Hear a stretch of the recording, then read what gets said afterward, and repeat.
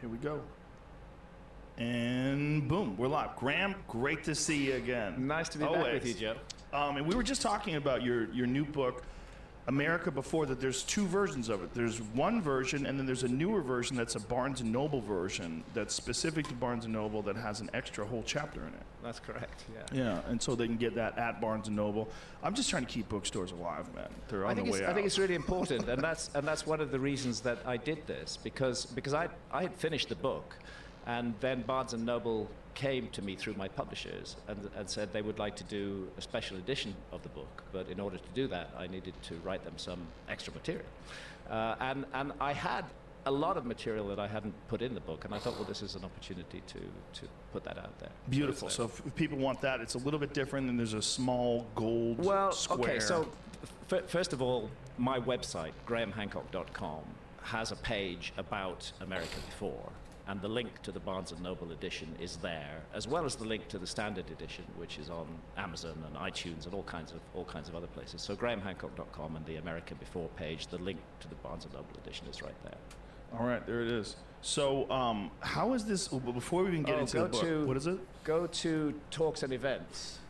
Okay, we're on the Graham Hancock website. No, go to books. Go to books. Go to America Before. Bam. Bam. There it is. Go to United States, you can see Amazon, Barnes, and there's Barnes & Noble. Special edition. Special edition. Click on that. There you go. And then the ebook as well. The ebook is available. The audio book, which I read myself, is available there. And then if you scroll down, oops, that shouldn't be there. It's damn pop-ups. Damn Sons pop-ups. of bitches. I am so happy you read it yourself. I get angry when someone else reads someone who I'm like, come on, he can talk. Yeah, I enjoy reading web books myself, and what I've learned from feedback I get from audiences at presentations is people like me doing that. Oh yeah, for sure. Yeah. Yeah, 100%. It's just weird when someone else is talking in your voice. Like, hey man, I know you're not Graham. You know that I write fiction as well as nonfiction. Yeah. And the one thing I can't read is my fiction. Really? Because fiction requires accents. You really need an actor Yes. to read a fiction book who can get into the different characters. But for a nonfiction book like America Before, it's very straightforward for me just to read it myself. I agree. I'm a tremendous Stephen King fan, but when I read Stephen King's books where he reads them or listen to them when he reads them, they're terrible. He's awful at it. I don't think a novelist should read their own novels. I think that's a job for an actor. Oddly enough, I've just been reading Stephen King's Dark Tower series.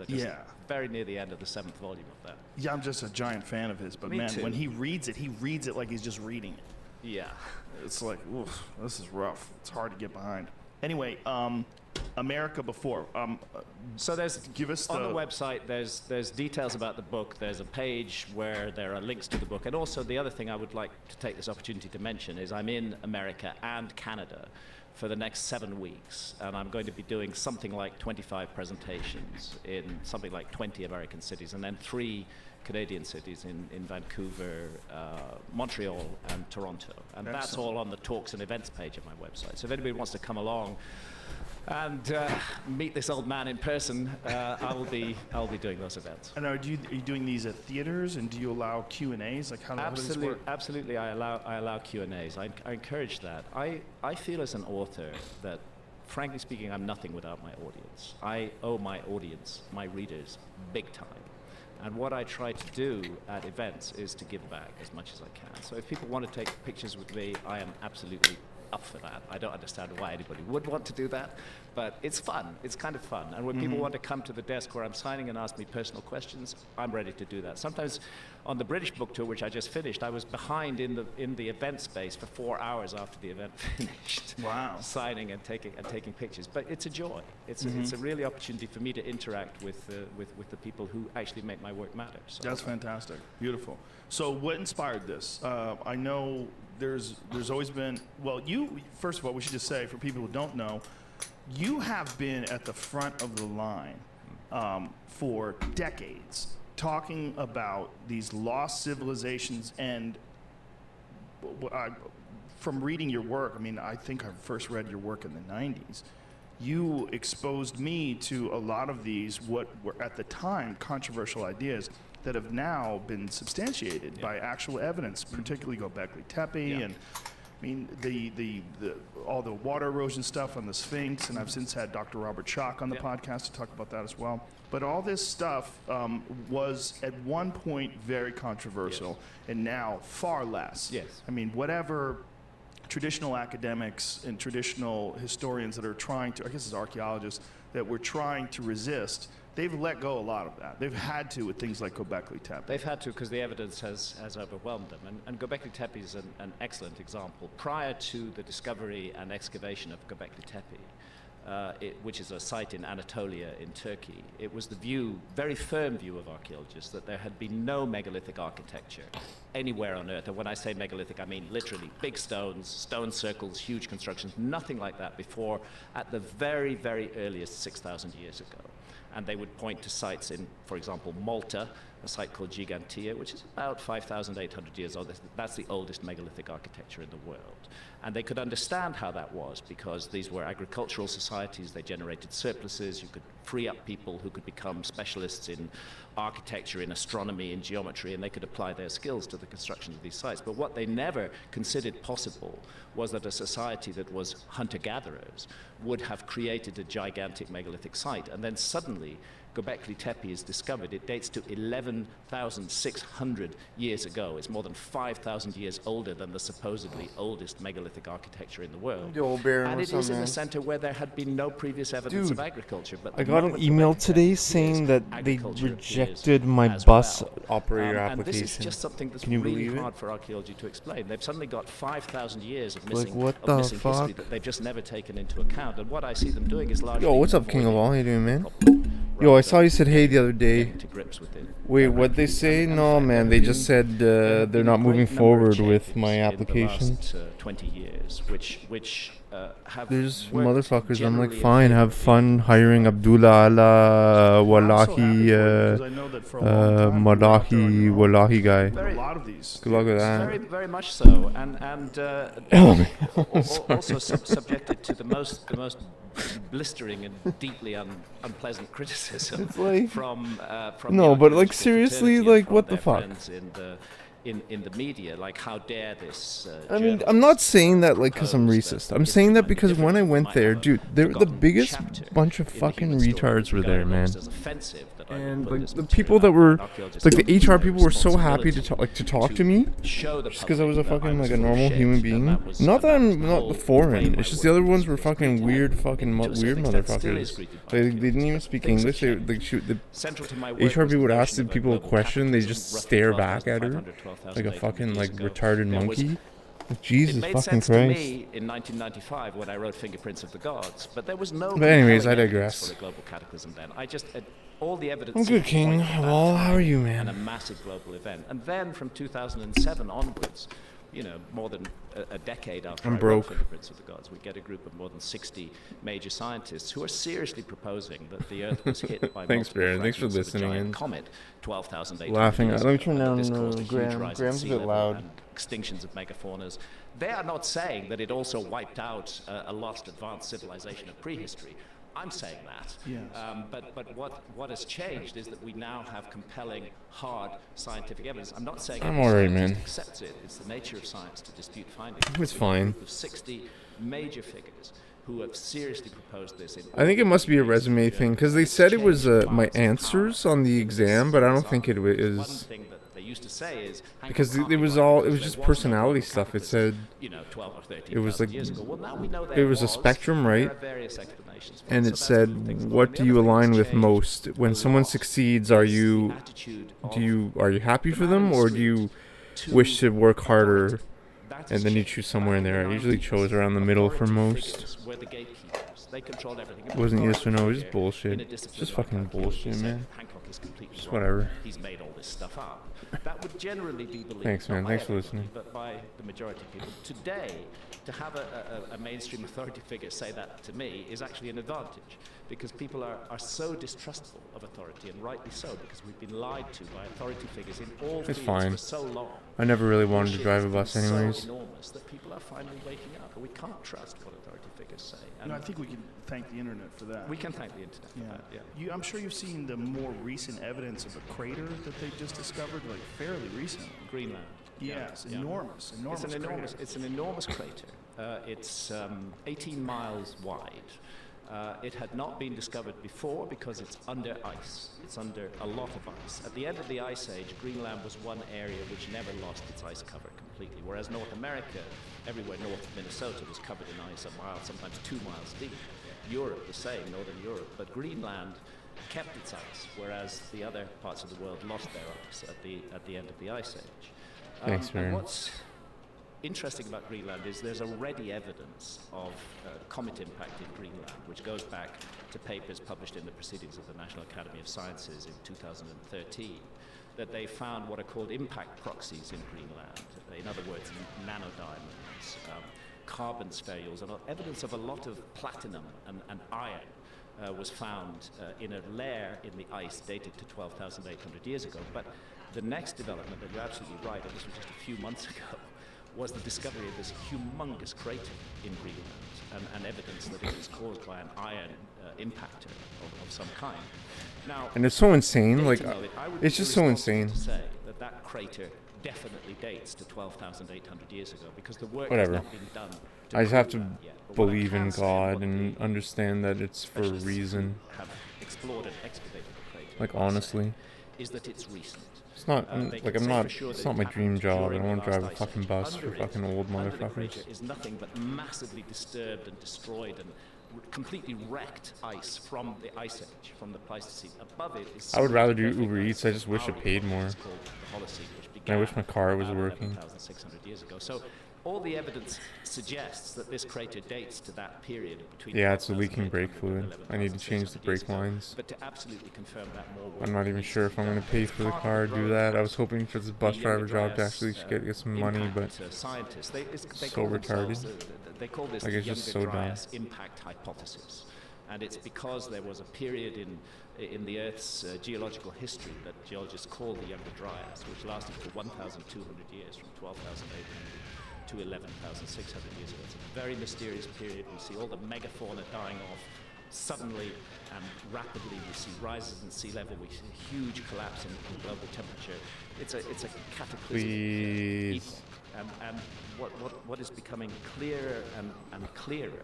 Apparently Trump is doing a town hall. Oh, no way. What's behind it is extremely Dude, strong. what? And as more and I'm more really surprised by evidence DeSantis saying he's running for widespread it was, president. they found evidence Because in of impacts as far 2021, that south as was Antarctica now. every interview he said, "There's no, like, I don't want to run for Now as far president. south as Antarctica, I don't want to go as back far to east as Washington. Syria. I'm a This Florida was man. truly I'm a Florida, global Florida, event, Florida, Florida." and it changed the world. So And I don't know think what's going on with and it's him. That my was really case weird. that it Especially with his wiped wife out having of cancer and previous shit. episode. He said, "No, I want to be in Previous Florida, my wife civilization, healing right and there, shit." this cataclysm was a I feel like it was all just one that big we would ruse, regard one as big lie. advanced, not a simple hunter-gatherer civilization, which was utterly I think wiped out. DeSantis now is like controlled opposition And I should say, to for destabilize the anyone Republican really Party. fascinated right now, Even though I please was a huge maybe DeSantis fan, I pause swear he's and like go controlled listen to the opposition now. one that- the Or two always that you did was. with Randall Carlson, I don't even where know. it really goes into depth about the impact, the evidence of these impacts, the evidence of the very quick demise of the Ice Age, and what may have resulted in all these floods that you read about in the Epic of Gilgamesh, that you read about in Noah's Ark, and that all these things are probably tales of stories that people pass down from generation to generation. That Yeah, I survive. saw that, but I Because we mean, now know that at that I time, know what you between mean, but like you can't 12,800 like. and 11,600 I know what you years ago, mean, truly global but cataclysmic events involving rapid rises in sea level did occur. Like, you can't have- the worldwide I tradition mean, that's not of a that's global not wrong. flood Like you can't have hate stops being speech. just a Obviously, myth and starts being a memory. you have to be able to criticize It's the been amount of my money the privilege to United work States very is giving closely with Israel, of Randall course, Carlson. right? Yeah, You have to Randall criticize is that. absolutely amazing. He is But a I mean- total genius. He's also I a know. gentle giant and such a kind, generous, spirited person. It's a joy to work with him. And every minute spent with him is an education. I had the privilege of traveling across the Channel Scablands in I know what you're Washington saying, though. I know what Travel. you're saying. Seeing things through his eyes really opened my eyes to the scale of this disaster. You know, you could look at these giant boulders called glacial But I mean, cappings and that just look alone odd wouldn't. sitting there in the landscape. But when you really consider Like, if a group of people just want to create this anti-hate thing, that's like that were You're carried gonna on pose floods it? I that mean, were at least 500 up to 1,000 feet deep that would tear I know what you mean, though. channeled scablands, so literally ripping the landscape apart. Then Fuck the off, icebergs would man. ground on valley sides. The floodwaters would recede. The icebergs would be left. They're giant icebergs. And as they melted away, they revealed the rocks that they had enchained that were caught up within them, and they're scattered all over the landscape. And you look at that and you think anything that was underneath that, 12,800 And there's a lot years of ago, Jewish people is in gone Florida, completely. There can't be especially anything Miami. utterly destroyed. And I would encourage people that are interested in this to please watch the YouTube videos of it, because Randall provides all sorts of video and photographic evidence where you can take a look at the landscape and you get Mainly due to the money how given to Israel by the immense United this States, but I destruction digress. was. Yeah. It's really important to see that, because it's easy enough to talk about floods and cataclysms, but actually to see its effect on the landscape. Dudes, we're getting really good at this room. Is As I it say has that, I blow it. an emotional impact. I felt emotional traveling. Guys, across what? the Catalans, realizing that this That was was so the dumb, heart guys. Like, of an event. it's just that so dumb, changed the guys. world, completely. It's so fucking And dumb. the evidence continues to build. I don't in even wanna America continue this before, I've run. not gone over old ground that I went over in Magicians of the Gods that we covered in the various interviews and podcasts, of which it's really a good idea that people take a look at. But what I have done is added the new information published since 2015, which further supports the Younger Dryas impact hypothesis and the notion that multiple fragments of a giant comet hit the Earth and created an absolute global catastrophe. So what was the motivation behind creating this book, America Before? It's a curious mixture of things. I have been exploring the possibility of a lost civilization for more than 25 years. That was the essence of my book, Fingerprints of the Gods, which was published in 1995. It's been a huge forgotten episode of human history. I continued to follow that in a series of other books, and by the time I got to 2002, when I published a book called Underworld... Good, that was so slow. That was such an embarrassing run. That was really embarrassing. That may have been the most embarrassing run I've ever fucking had in my life. I really felt I'd done it. I felt I'd walked the walk. I'd put out to the public a massive body of information, and I thought my role in this is over, and I can breathe a sigh of relief because it's hot in this particular kitchen, and I can go do something else. And I ended up writing a book about psychedelics. I ended up writing Supernatural Readings with the Ancient Teachers of Mankind, about the role of psychedelics in the origins of the human story. But then new information started to come out that touched on the lost civilization idea, and I couldn't just stand by and ignore that information. That's why I published Magicians of the Gods in 2015. And then, as I was researching that book, I became aware of something I hadn't realized before, that there's a mass of new information from the Americas, specifically from the Americas, which completely rewrites the story of human history, that the Americas have been misrepresented for a very long time by archaeology. And archaeologists will be annoyed with me for saying that. They have a way of forgetting their own errors, of saying, oh, well, we knew that all along. It wasn't the case. But the fact of the matter remains that for the best part of 50 years, from the 1960s through until about 2010, American archaeology was locked in a dogma that they actually had a name for, which was Clovis first. That they invented a name for a culture. They called them the Clovis culture. We don't know what they called themselves.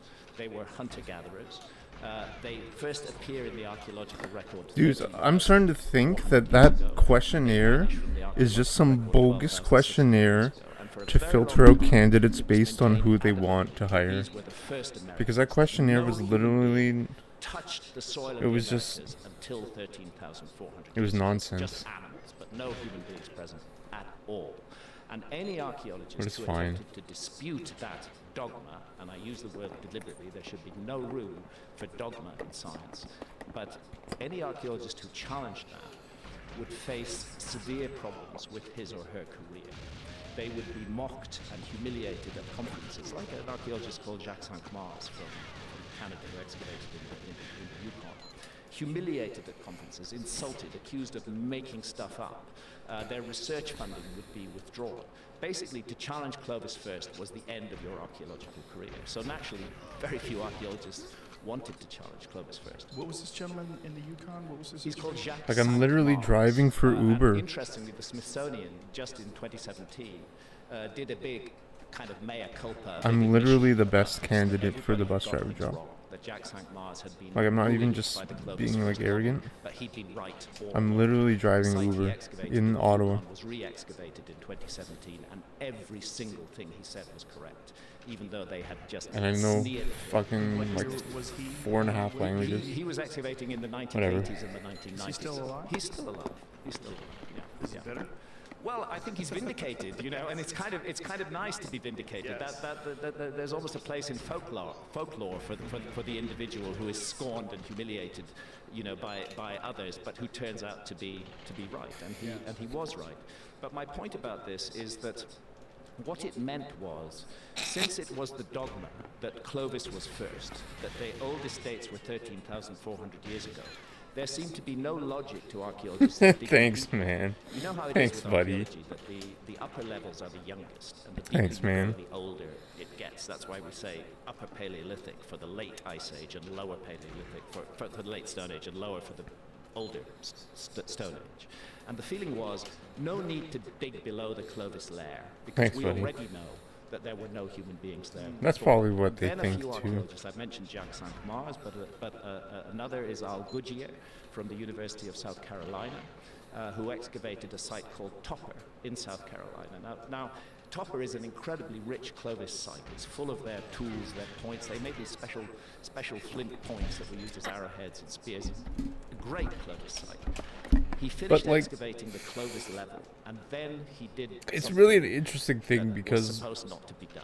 He decided to dig deeper, and he carried on. the digging bus down, digging drivers, down, and there was a layer if of you're about like an a meter and a outgoing, half happy, barren soil. positive And then beneath that, guy, you more. can literally They improve finally date those back to more greatly than 50,000 the city and years. situation And then in 2017, around you. published in Nature, in theory.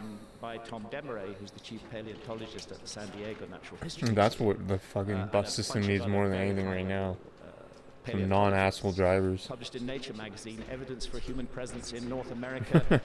Just 130,000 aren't years assholes. ago. Now, this is Feel like really to be what treated like counts. shit more often than Now, not, if humans yeah. were present in North America That's probably what the 130,000 questionnaire was years ago, about and because archaeologists have been I guess they telling us wanted for to see if 50 the years person that would they were just only take present shit or not. 13,000 That might be years it. ago. That's 10 times as long. Because there's a lot of like integrity questions, and I always answered the maximum integrity. until very recently. What was the evidence from 130,000 years ago? Okay, so what? It's not the. Let me be clear about. But this. whatever. It could be Because this is- anything. I this could is be just. something that is We're often just kind of making everything up, right? misrepresented in my views. It is not But the evidence for an advanced. It's probably all civilization of that we that. find 130,000 It's just years clown ago. world, man. The evidence I that we didn't do the find right is jig. evidence for human presence, and what they were doing I was didn't do very the much right jig, Stone Age man. stuff. It's a mastodon. It's a mastodon skeleton that was excavated. It was actually found. I by used old accident during material. road construction They near heard the joke near before. San Diego. They've seen the trick And before. An archaeologist was attached to the road construction crew and immediately stopped construction. And they investigated it thoroughly. And what they found was so much dynamite in the early 1990s when they found it Thanks, that man. they Thanks decided for, not to publish at the time. Because what they found Yeah, was dude, the bus evidence driver, that those man. mastodon bones had been In cracked Canada, open shit's getting by fucked, man. human beings They're getting using tools, and attacked that the marrow in had Toronto. been extracted. I guess Philly's That one bad tusk too. had been left standing upright in the ground, and another had been left beside it. That a femur of the animal had been taken. Toronto away people getting completely from the stabbed on the and subway, there on the was bus, assemblages of, waiting for the bus, instruments that were outside used the to bus smash and break the bones. And station, the conclusion of the on the team street. was that only one kind of creature could have done that work Like a using Redditor? tools on a mastodon, and that's human beings. That's classic human behavior. So Dick this moved sets out of the there. goalposts Toronto became like a totally fucking ghetto. different. Dick So got we out of have to there. consider that humans Today. have been in America for 130,000 years. We already know that the dogmatic approach of archaeology Toronto's has fucked. rather Ottawa's getting refused fucked. to look at Ottawa's anything becoming the older than next Toronto. 13,000 years ago. It's And what fucked. it does is Shit. it generates an engine of demand that we need to be looking at those missing 100,000 plus years. We need to be looking at it hard. Of course, the immediate reaction has not been to go looking for stuff in the other 100,000 years. Most archaeologists have responded by saying this is impossible. Yo, Baron, It can't be so, but that's precisely blue what they said to khakis Jacques Mars, who said that humans were in Bluefish Caves in in Yukon chat. 25,000 years ago, and it's precisely what they said. And to he Al streams Goodyear, who said GoldenEye, humans were and in he Topper streams Mate 50,000 Chat years GoldenEye. ago, and they were both He right. taught I believe that Tom Demeray and his team, you English don't get as a big foreign article language published in Nature in the unless Czech it's already Republic pretty solidly based and pretty much for proven. 8 years Has in produced a Prague. reaction. I would be wrong to say that it's universally accepted. It's very Honestly, much I've challenged. never It's thought about intriguing. teaching English before, but The now challenge fundamentally comes from we archaeologists I think know it's like a that there were genius no human idea. beings in the Americas that far back. To put it in Imagine perspective, it's about I get my 60,000 years before the first TOEFL, evidence of I human think, beings in Europe. exam It's license. about 60,000 Teach English years overseas. before the first evidence That could be of really human cool. beings I in know. Australia. This is Imagine. just evidence of the My first God, human beings. man. Yes. We have to point out how Remember how we were talking about evidence. we need to go where we're You valued. know, You know what I sometimes mean? we imagine that archaeologists are working with masses of skeletal material. No, they're not. They're not. Most I of mean, those the jobs are whole- gone due to this is one phone of the apps. ironies. The Oh, whole Clovis first interesting. dog, Well, you would think that they had masses of material. yeah. to work with. They did have the tools, but in terms of skeletal but there's always going to be remains, classes. Always going to be people just paying one for single classes. skeletal remain from Now, that period. one of the things that Michael Shermer had sent me was this dispute like that it's perhaps always the going to- bones had been cracked open by the excavation material, Yeah, by I the saw, excavation machine. Maybe I'm a I saw boomer. Michael's, That was pre-COVID pre-COVID. email last night, and I My appreciate that memories Michael wants to when I was in continue Brazil, to, there was a lot of Chinese engage with this subject, and that's people his job. taking He's a Portuguese professional class skeptic, lessons with and me. that's his role to do so. But what he misses It's like out, there's always it's going to be true that a new Chinese paper has been Chinese published somewhere which wanting to raises learn the questions language. over the what's called But that was the in Sarugi Mastodons, Brazil. which is the site that Tom Demeray at San Diego But, University Museum, excavated. And what's interesting, since Michael took the trouble to write the Yeah, man. questions, Imagine can I that. just I teach English just somewhere. read you something that I responded to on this. I would like become happy again. To the microphone. Yeah. Basically, this paper was I mean, I'm in happy with no my girlfriend way and a everything. refutation She would come of with the me. original paper in Nature. As But a what matter I'm of saying fact, is like the gentleman who wrote I that need to go where I'm never valued. even looked at the archaeological remains that are now in the San Diego Natural History Museum. Dude, you should have What seen it my bus is, driver what job he based it resume. on I had is like reference 5 and driving quoting jobs. from the abstract of the paper itself. I delivered pizza in Reference to a 2003, freeway right-of-way map and and then I construction drove plans, again contemporary 2015, road building practices, 2016, and work site 2017, photographs available on the internet. In other words, the site was not visited. 2023. They simply looked at secondary references. They did not look at the archaeological material, and they ignored the entire dumb. argument It's of just Tom so dumb, Demeray and his man. colleagues who had already addressed that issue. They didn't look at the bones. They did not look Like, at it's the just so bones. insane. When you break a fresh bone, it has a characteristic kind of spiral fracture that does not I feel like a happen when fool you break 'cause a I was- fossilized bone. And I Tom went in Demeray and his person team to the specifically TTC, ruled to out transportation. road-making machinery as responsible for this breaking pattern because they HR actually day, carried out and experiments HR telling us how to on, do modern the elephants, interviews. deceased elephants, Me and taking they all these broke notes their like an bones, and idiot. the kind of fracture that you get in Fucking a hell. fresh green bone is completely different from the kind of fracture you get in a fossilized bone. So Just a fucking unfortunately, waste this of paper time. Pays no attention to that. It just looks at road Just a plans waste and of says there was everything. road work there. It must have been done by road. Stupid And fucking it's very HR sloppy, people. very weak, and it's certainly not the answer. Human We can resource people expect can go ongoing fuck debate, themselves. and that is healthy. Contribute But this nothing is to not society stopping us at all. So this points to the first evidence that we found. and are dumb as And shit. is there any effort underway to try to uncover more evidence that from a similar time Well, period? I'm going to cite Tom Demeray, the chief paleontologist at the San Diego Natural History Museum. That's what he would like to see. He makes the point to me. I interview him. I spent a day with him at the Natural History Museum. He was very generous with his time. I did an extended interview, and I quote from it in America.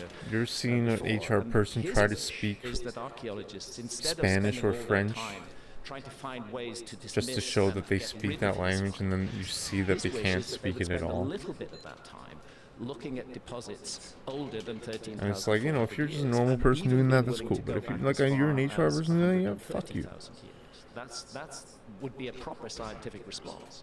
Here is a thorough body of work put forward by a very senior group of scientists who hesitated before they published it. They had the information back in the 1990s, but it wasn't until refined It's just so dating insane. techniques later than in Barely the 21st ever century had a real that they hell yeah, finally man. were sure what they had. That's the They life, man. published it in Nature in 2017. It's an important study, and Neat I dreams, think buddy. what's going to happen is that we're going to find much more evidence. No, I mean, like, of it's a very now ancient it just human presence doesn't in the Americas. doesn't make any sense to go to Americas, and that's what university Tom Demeray thinks as well. to get and unless as you he go to points for out, if we something don't look then we're never going to find. If we allow dogma Really, to like, stop us, I mean, the saying, information is it's there, but I impossible mean, that humans were in the Americas 130,000 years ago. So we the want whole- to look. What a failure of science that is. No, like, and the to spend amount of all debt, the time right? instead Like, trying to get rid of the evidence, especially in the United doesn't fit States. the current paradigm. What's so fascinating Student that loan just debt, this I think, is the number fortuitous one discovery government in the asset or construction something. side could change the way people perceive $1.7 things. trillion You dollars, gotta some wonder shit. how much of that stuff is I mean, how deep did they have to go to find these mastodon bones? Well, so this is a To this is a road requiring cut the that's fucking being made. injection those to would go be- those would be get pretty deep education. down, 10, 15 feet down.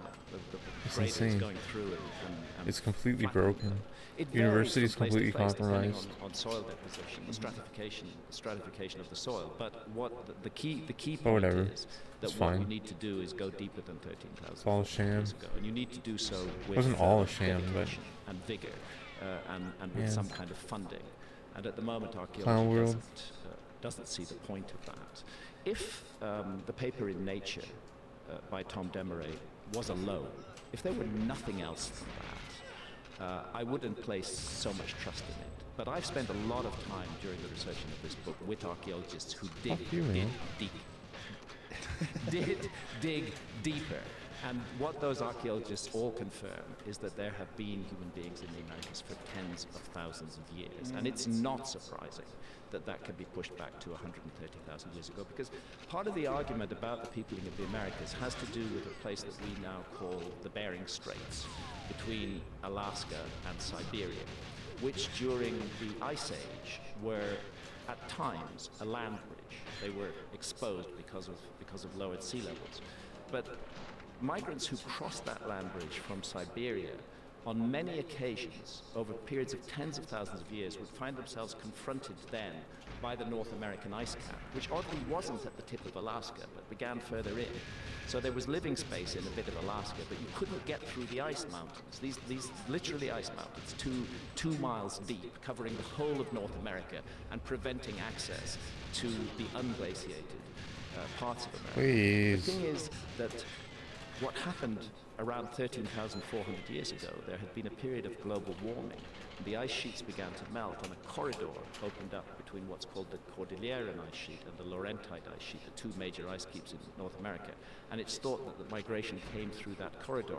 Well, the thing is that exactly the same thing happened between 140,000 years ago and 120,000 years ago. There was an episode of global warming, an ice-free corridor opened up, and the same opportunity to enter the Americas was there at that period than it was at the later period. And Tom Demeray's point and mine is that we have to pay much more attention to that earlier period. And that's really why I've gone ahead and written this book, is to try to put before a broad general audience, hopefully in language that makes sense, an assembly of all the latest information that casts doubt on the story we've been told. Because my goodness, if archaeology is wrong about the story of the people of the Americas, if it's radically wrong, as it now appears to be, then our whole understanding of human history has to change. It's not just the history of the Americas, it's the history of the entire world. It has been an absolute article of faith amongst archaeologists that civilization began in the old world. And indeed, I have a book in my library called History Begins at Sumer, and it's by Samuel Noah Kramer, a very renowned archaeologist.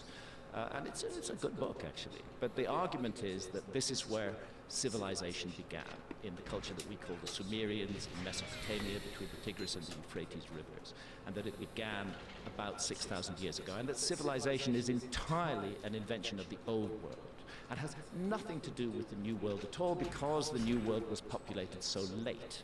This has been the argument, and this is the argument that now radically and suddenly begins to change, that the Americas, this enormous landmass, resource-rich, bountiful in every way, south of Minnesota, south of the ice cap, vast land areas that are bountiful. Get into South America, Central America, South America, the Amazon, just huge areas of land that were very, very offered great potential for human occupation. Dogma has said there were no humans there. Now the first bits of evidence are coming out that says there were humans there. And if that's the case, then we must consider the possibility that the story of civilization might have begun in the Americas, not in the Old World at all. It might be a New World invention, not an Old World invention. Some of the more fascinating pieces of evidence in South America have come out recently about these channels and pathways that they found in the Amazon that could not have been created any other way but by humans. Absolutely. Creating irrigation, humans creating, like, it appears like grids, like a city grid. Definitely. The Amazon is a colossal mystery, and it's one of the subjects that I explore in depth in America before. First of all, to give some basic figures, the Amazon basin is huge. The Amazon basin is 7 million square kilometers in area. And within it, 5.5 million square kilometers remains almost entirely unstudied by archaeologists. And that's the 5.5 million square kilometers that is still covered by dense rainforest. And to put that into perspective, 5.5 million square kilometers is the size of the entire Indian subcontinent. So it's like saying, we've done world archaeology, but we've just ignored India, you know. We've done world archaeology, but we've just ignored the Amazon. It's the same argument. 5.5 million square kilometers. The view was, again, there was a dogma. There was a preconception. Human beings couldn't have flourished in the Amazon. It's not a resource-rich area. The soils are poor.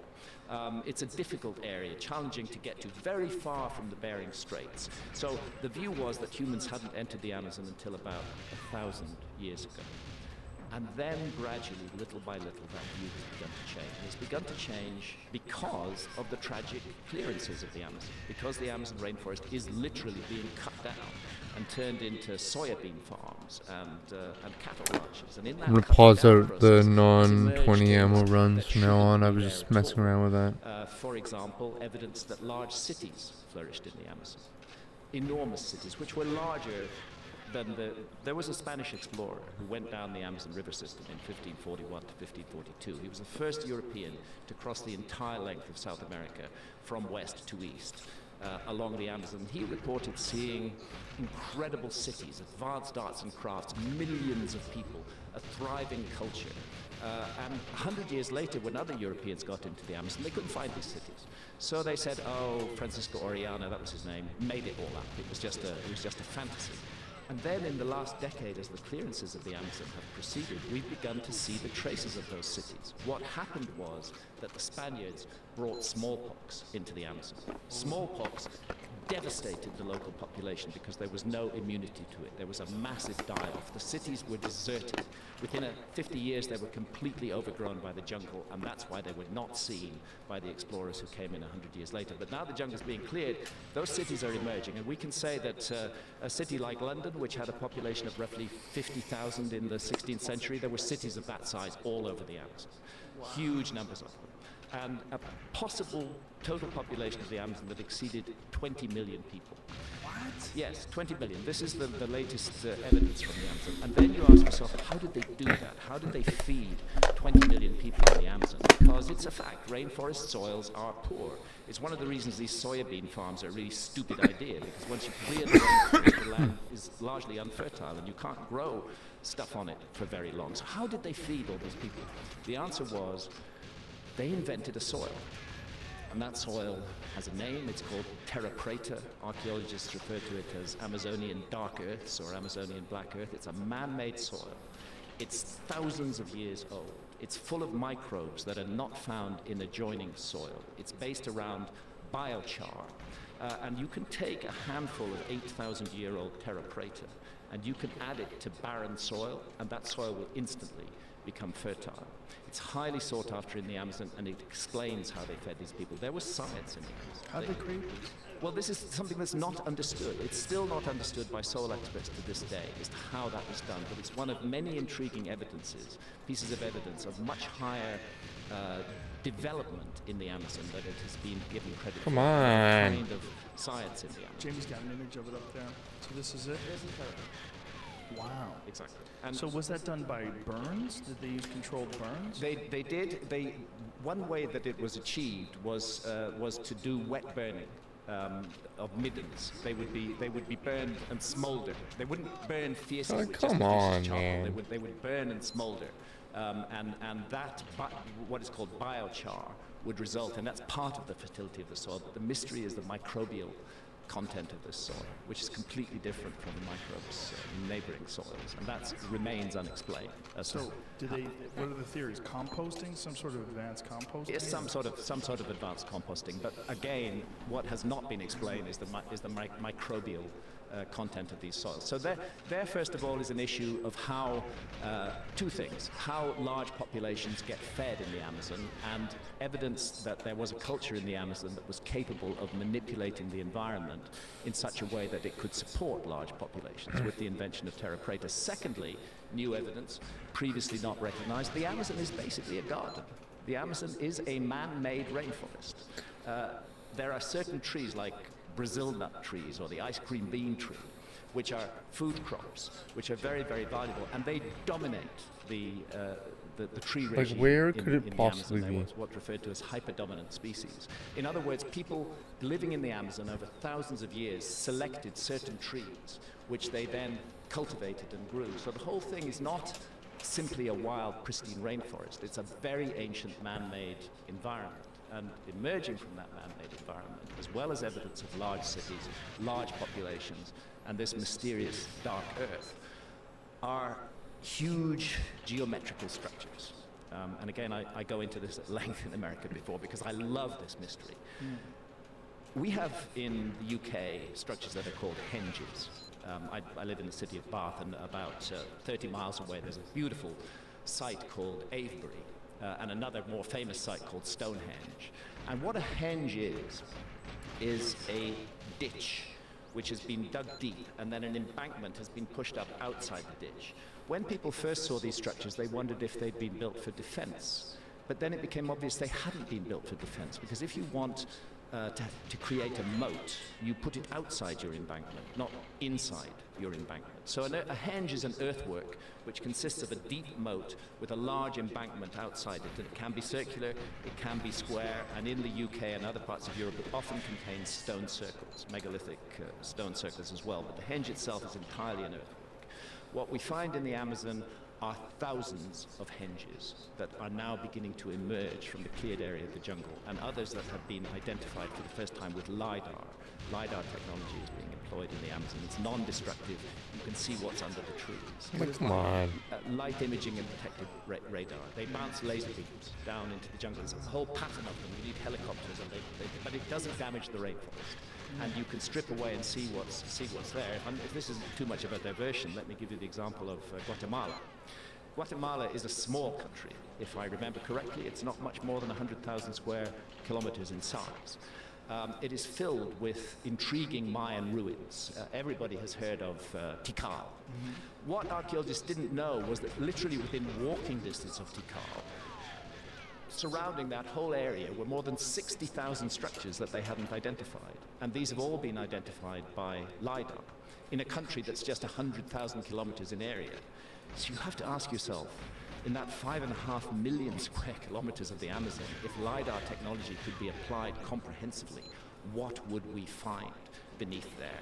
And the evidence already is extremely tempting and extremely tantalizing. And I'm intrigued by these huge geometrical figures, which involve primarily circles and squares. And they are classic henges in the sense that they are deep ditches surrounded by huge embankments. They're extremely geometrical. For example, you can find an octagon surrounding a square. At a place called Gyges in the Amazon, you can find a square perfectly enclosing a circle. Now that is an exercise called squaring the circle that our academics have given to the Greeks. They said the Greeks were the first people who performed that exercise. But now we find in dated sites in the Amazon that this was being done in the Amazon long before the Greeks. What are the dates? The earliest dates that have been found in these sites now are about 3,500 years old. About 3,500 years old. But the evidence is that the sites have been constantly remade. And what intrigues me is what remains in that 5.5 million square kilometers that has not been investigated yet. We are just, I think, looking at the edges of a mystery. The archaeologists involved, who are mainly from Finland and also from Brazil, feel the same. Their estimate is that there are thousands of these structures remaining in the jungle, and they're open as to how old they may ultimately prove to be. The investigation needs to be done, but what's fascinating about them is this very powerful geometry and astronomy. So a number of the sites are perfectly aligned to true north, true south, true east, and true west. I'm not talking about magnetic north, I'm talking about true astronomical north. To do that, there's only one way to do it, and that's with astronomy. So that tells us that astronomers were at work in the Amazon. The geometry is very complex and very precise. That tells us that people with geometrical skills were at work in the Amazon. And thirdly, the scale of the sites of hundreds of meters, gigantic earthworks on the scale of hundreds of meters, tells us that this was highly organized project that was undertaken on a very large scale by very large numbers of people. It's a wonderful mystery, and it deserves. God damn it! And yeah, that's Gyges, exactly. The squares, squaring the circle. So you can see the outside embankment, and then inside it is the square ditch, and then there's another embankment inside that, and a circle inside that. Crazy they made a road right through that. What Well, assholes. modern road, yeah, you know, because there's no respect for the ancient world, unfortunately. And there's another one. Look at that. Wow, Yeah. that's incredible. So there are how thousands of they these things. found the stuff that they found in the Amazon. What imaging technology were they using to find all this? Initially, it was entirely found because areas of the rainforest had been cleared. Economic interests said, we want to make a cattle ranch here, or we want to make a soybean farm here, so we're just going to clear the rainforest. In the process of clearing the rainforest, It wasn't they started fast, though. It was discovering slow. these networks that had It was a previously slow been run. completely overgrown by the jungle.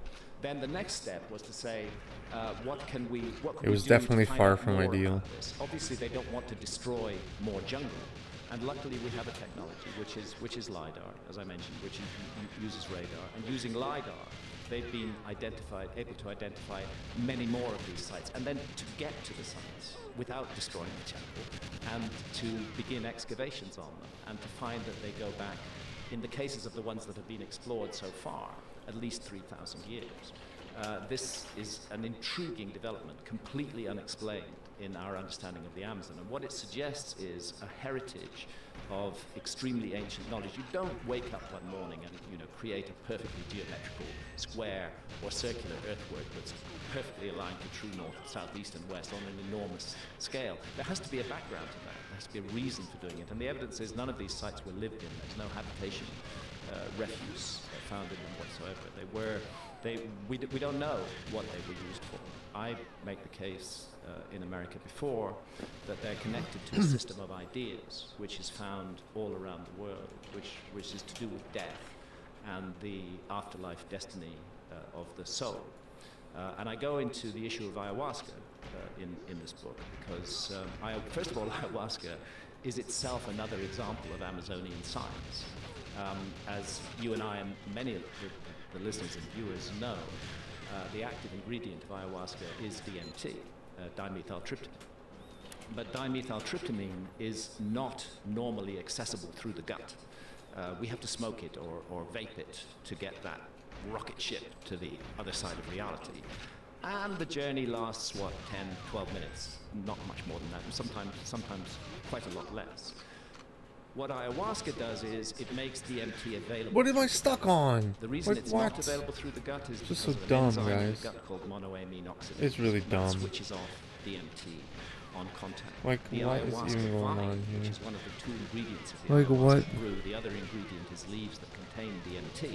The ayahuasca vine contains a monoamine oxidase inhibitor, which switches off the enzyme in the gut and allows the DMT to be accessed orally, which produces a rather different journey from the smoked or vaped DMT trip. It's a much longer journey. It's 4 or 5 hours. It allows you to integrate and to interrelate with the strange landscapes in which you find yourself amongst and the entities that you encounter. I'm not making any claims about the reality status of those entities, but what I am saying, and it's a fact, is that people who work with DMT and ayahuasca do encounter what they construe to be entities who communicate with them intelligently. So somebody in the Amazon, out of 150,000 different species of plants and trees, selected 2 that are not psychoactive on their own, but when put together, create an extraordinary visionary brew. And ayahuasca means the vine of the dead. And what it's connected to in South American religious and spiritual thinking is what happens to us when we die. The Tucano, who are an Amazonian people who work regularly with ayahuasca, I mean, the Tucano actually will give a teaspoonful of ayahuasca to a newborn infant. They feel ayahuasca is so important that there is a hidden realm around us which we are not normally aware of, and we need to be aware of it. And ayahuasca is an important part of that. What is this in their nonsense? ayahuasca journeys, the Tucano shamans experience visions. They will then come back to an alert, normal, problem-solving state of consciousness. This game always finds new ways to make me What's laugh. intriguing, and I go into it, It's too much. quite a number of the Tucano paintings of the other world, of the afterlife. These realm, guards the are just entrance too to the funny. other, are geometrical. Especially and they these look, Moonraker guards. Exactly like the geoglyphs. So I'm beginning to wonder whether these geoglyphs were part of a system of spiritual ideas concerning what happens to us after death and what we need to do in this life to ensure a beneficial outcome. And oddly enough, that same system of ideas is found in the Mississippi Valley. In the Amazon, it involves particularly ayahuasca and the belief that the ayahuasca journey takes you to the afterlife realm and a journey along the Milky Way. In the Mississippi Valley, the mound builder sites up and down the Mississippi Valley, particularly Moundville in Alabama, exactly the same system of religious ideas associated with geometrical constructions. That on death, the soul, they're very specific, ascends to the constellation of Orion, transits from the constellation of Orion to the Milky Way, makes a journey along the Milky Way, which they call the Path of Souls, and encounters challenges and ordeals where the soul must account for the life that it has lived. Then we go to Egypt, and what do we find? The same system of ideas. The soul must rise up to the constellation of Orion. There's a narrow shaft cut through the southern side of the Great Pyramid of Giza, which targets directly the lowest of the 3 stars of Orion's belt. Widely accepted as a star shaft or a soul shaft. The soul would rise up through that shaft, get to the constellation of Orion, which stands by the banks of the Milky Way. It would then transit to the Milky Way, which the ancient Egyptians called the Winding Waterway, and it would make a journey along the Milky Way where it would be confronted by challenges and ordeals. Very similar idea to the Tucano, very similar idea to the Mississippi. Uber's a real As far job. as we know, none of these cultures were in contact with one another. Either we're dealing with a huge, unbelievable, extraordinarily detailed coincidence involving architecture and ideas, or we're looking at a legacy that was inherited in all of these different places from a remote common ancestor. And I believe that's what we're looking at. What do we think the people from the ancient Mississippi Valley, that culture, what do we think they were using if they weren't using ayahuasca? Yeah, I've had one other legit one. That's what they were using. Well, that's cool, an man. interesting question, whether visionary substances are the only way Cool, to get buddy. into altered states of consciousness. Congratulations. And I would say That's awesome. they are definitely not. Of course, there are visionary substances which are used in Native Enjoy him, American man. Enjoy the vision time with him. quests. I've had the privilege of the peyote ceremony with the I Native never knew American my church. grandfather's I've never really. done that. What is that like? I loved it, actually. I knew thought- my I thought it was- I thought it was grandfather on amazing. mom's It- side a It bit. doesn't overpower you in the way that But I DMT never or knew ayahuasca my does.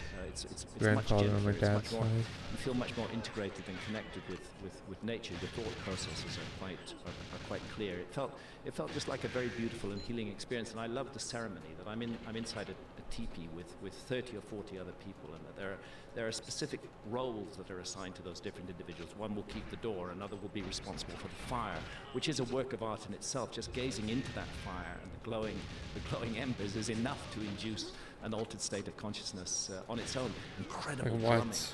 which, It's just so which dumb. drives your state of consciousness into a kind of peak experience. This is a technology for accessing other levels of experience and other levels of reality, and it's clear that the Native Americans had a number of It's just so advanced dumb. technologies in this area. The sun dance doesn't use a substance, but it uses austerity, it uses pain to drive an altered state of consciousness. The objective in every case seems to be, let's just for a while get ourselves out of the narrow, rigid frame of the alert, problem-solving state of consciousness. We all need that. It's incredibly useful. Hunter-gatherers need it just as much as people in cities need it. But it's not the only state of consciousness available to human beings, and maybe that's one of the big mistakes that we're making in our culture, and was not made in shamanistic societies.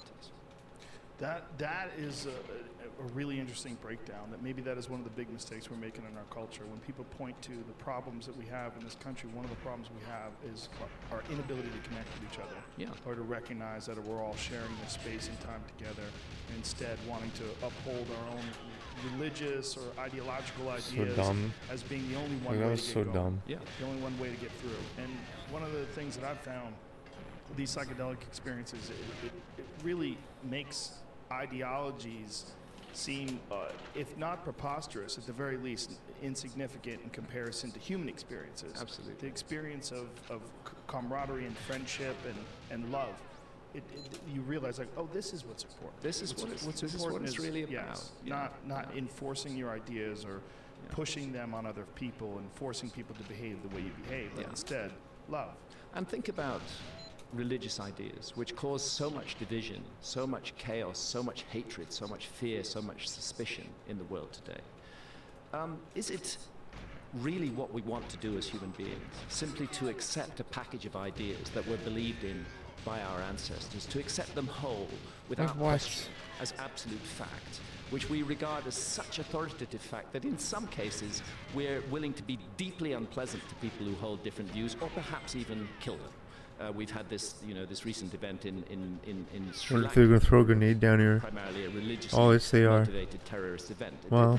It happens all over the world. People feel so convinced that the inherited package of ideas that they had nothing to do with creating and that they have never questioned, they're so convinced that those ideas are right that in extreme cases they're actually prepared to kill other human beings who hold different ideas.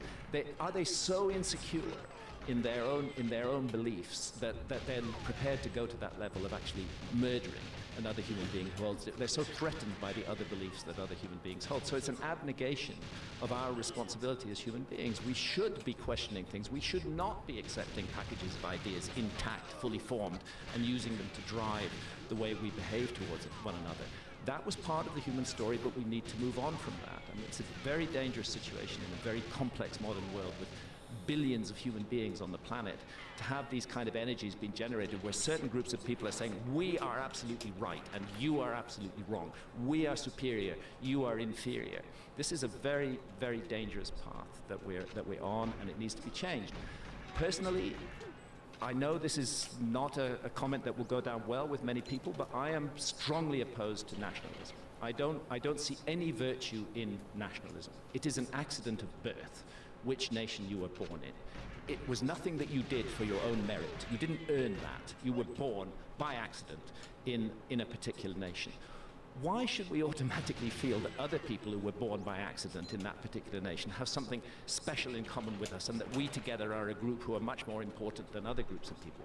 I've been privileged to spend my life traveling around the world, living with communities all over the world, and one thing that really comes across to me strongly, it should be a cliche, and yet it's not, is that we are all one family, that humans are intimately interconnected all around the world, that you can go to the remotest area of the Amazon jungle and find the same hopes, the same fears, the same dreams that we have in industrialized cities, shared by the hunter-gatherers in the middle of the Amazon. So our similarities as human beings and what we share in common at the emotional level and the level of love and at the level of heart are far more important than our differences that are defined by the nation or the political group in which we grew up in. And when I say I'm against nationalism, I need also to make clear that does not mean, and I hope I'm not taken out of context by others who are listening to this, that does not mean I'm in favor of world government. I detest governments. That's another thing we need to grow out of.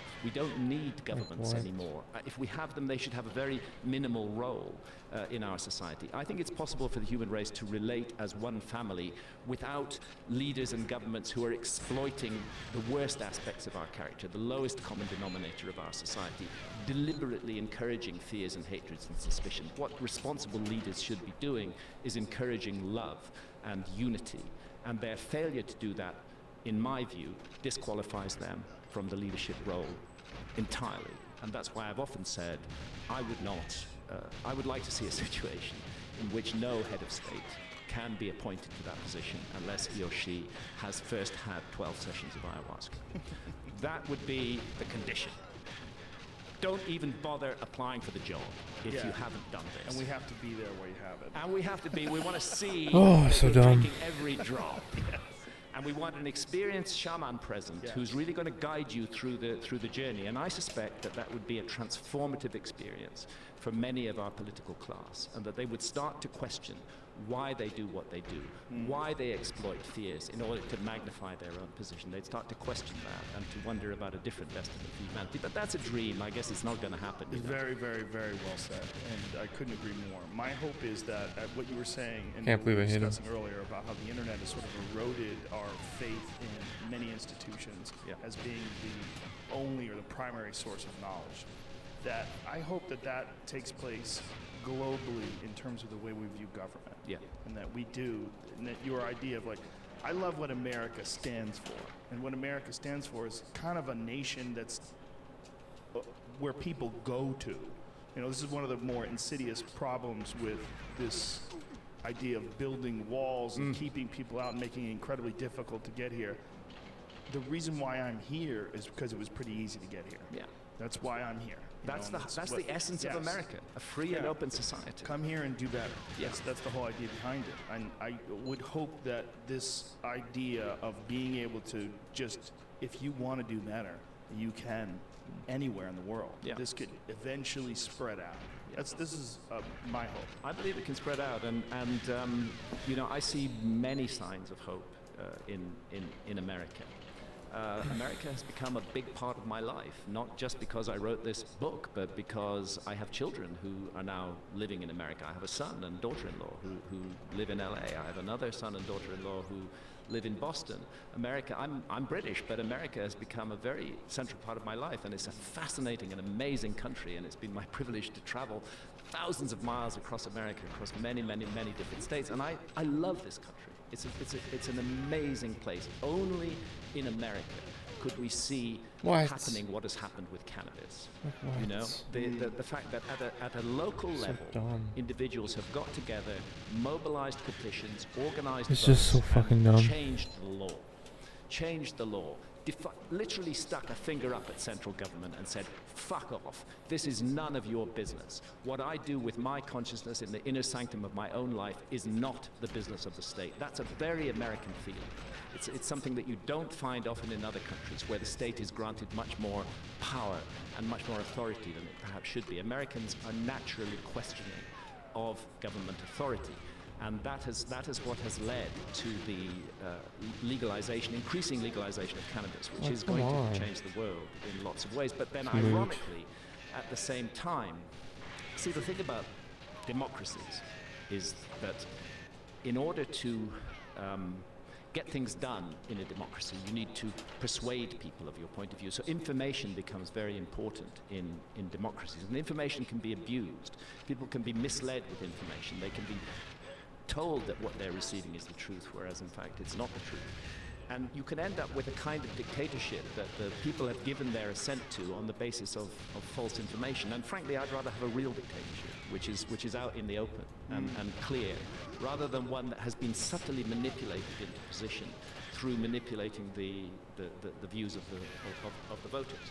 But I am and remain enormously encouraged by America. It may seem like a trivial issue, but the fact that state by state cannabis is being legalized, and that is resulting from a grassroots movement, that this enormous change has been made. It's ironic, it's strange that at the federal level, even though 8 states now totally legal for recreational, 24 states legal for medical use, that at the federal level it's still a Schedule I controlled drug. This is a huge state of dissonance that exists, and America's going to have to put it right. What it says to me is that people can change things. People can get together at the local level, and they can make a better world. Because there's no doubt that the cannabis laws were vicious and wrong and cruel and evil and ruined people's lives for decades. And it's people who've changed that. It's not the government who's changed that, it's the people at the grassroots level. America's a country where that can happen. And I remain encouraged about the role of the American people, while often in despair about the role of the American state. Yeah, I'm encouraged as well. And you know, it's interesting. Ben and Jerry released something yesterday, which is really on 420, I should say, which was talking about the drug laws in this country and talking about how many. It's really opening the idea of like how unjust these laws were, and how many of these laws targeted people of color, and how many people who are white people have profited off of this, and how many people are still in jail.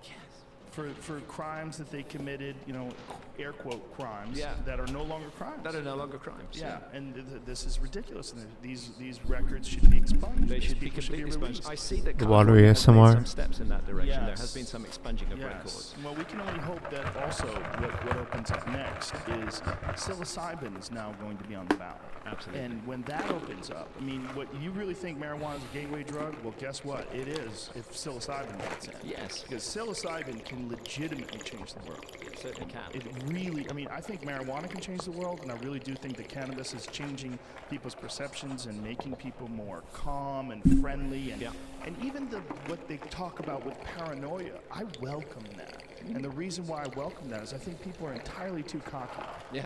The life we live is bizarre as you could ever imagine in a book. And we're just accustomed to it because it's our day-to-day Take existence. it all for granted. Yeah. Marijuana removes those blinders. It does. And it really makes you understand that this is a strange life. And a lot of these pitfalls and problems that we have in our society are due to fear.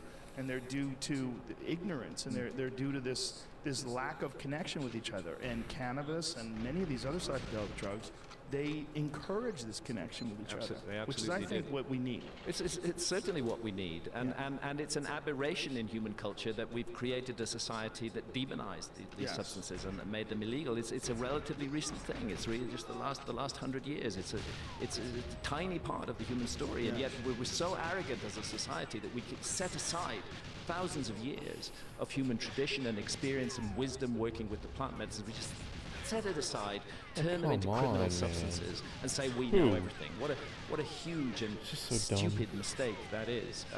On cannabis as a quote-unquote gateway drug, it absolutely is in this sense that the legalization of cannabis is going to open the doors to, as you say, to the legalization of psychedelics, because what's happening is that the population is completely waking up to the fact that they have been bullshitted and lied to about cannabis for the best part of a century. And once that dawns on people, the realization at a direct personal level, here's this herb I love. I have been lied to, systematically misinformed by central governments about this herb. That leads to questioning of everything that central government does. And so in that sense, it is a gateway to a questioning society. The psychedelics are different in that psilocybin actually does lead you to question stuff. It leads you to really ask questions about everything, about your role in the world, about you as a person, about how you relate to other people, and about the whole system on this planet and the beautiful, gorgeous planet that we have and what we're doing to it. That also enters awareness. So it erodes confidence in authority, and it also erodes confidence in authority that doesn't have experiences that you've experienced. Exactly. That's the part of the problem, is that these people that are holding people back from these psychedelic experiences, they've never had them. They've never had them. So they don't even know what they're rallying They're against. coming to it from a place of fear and prejudice.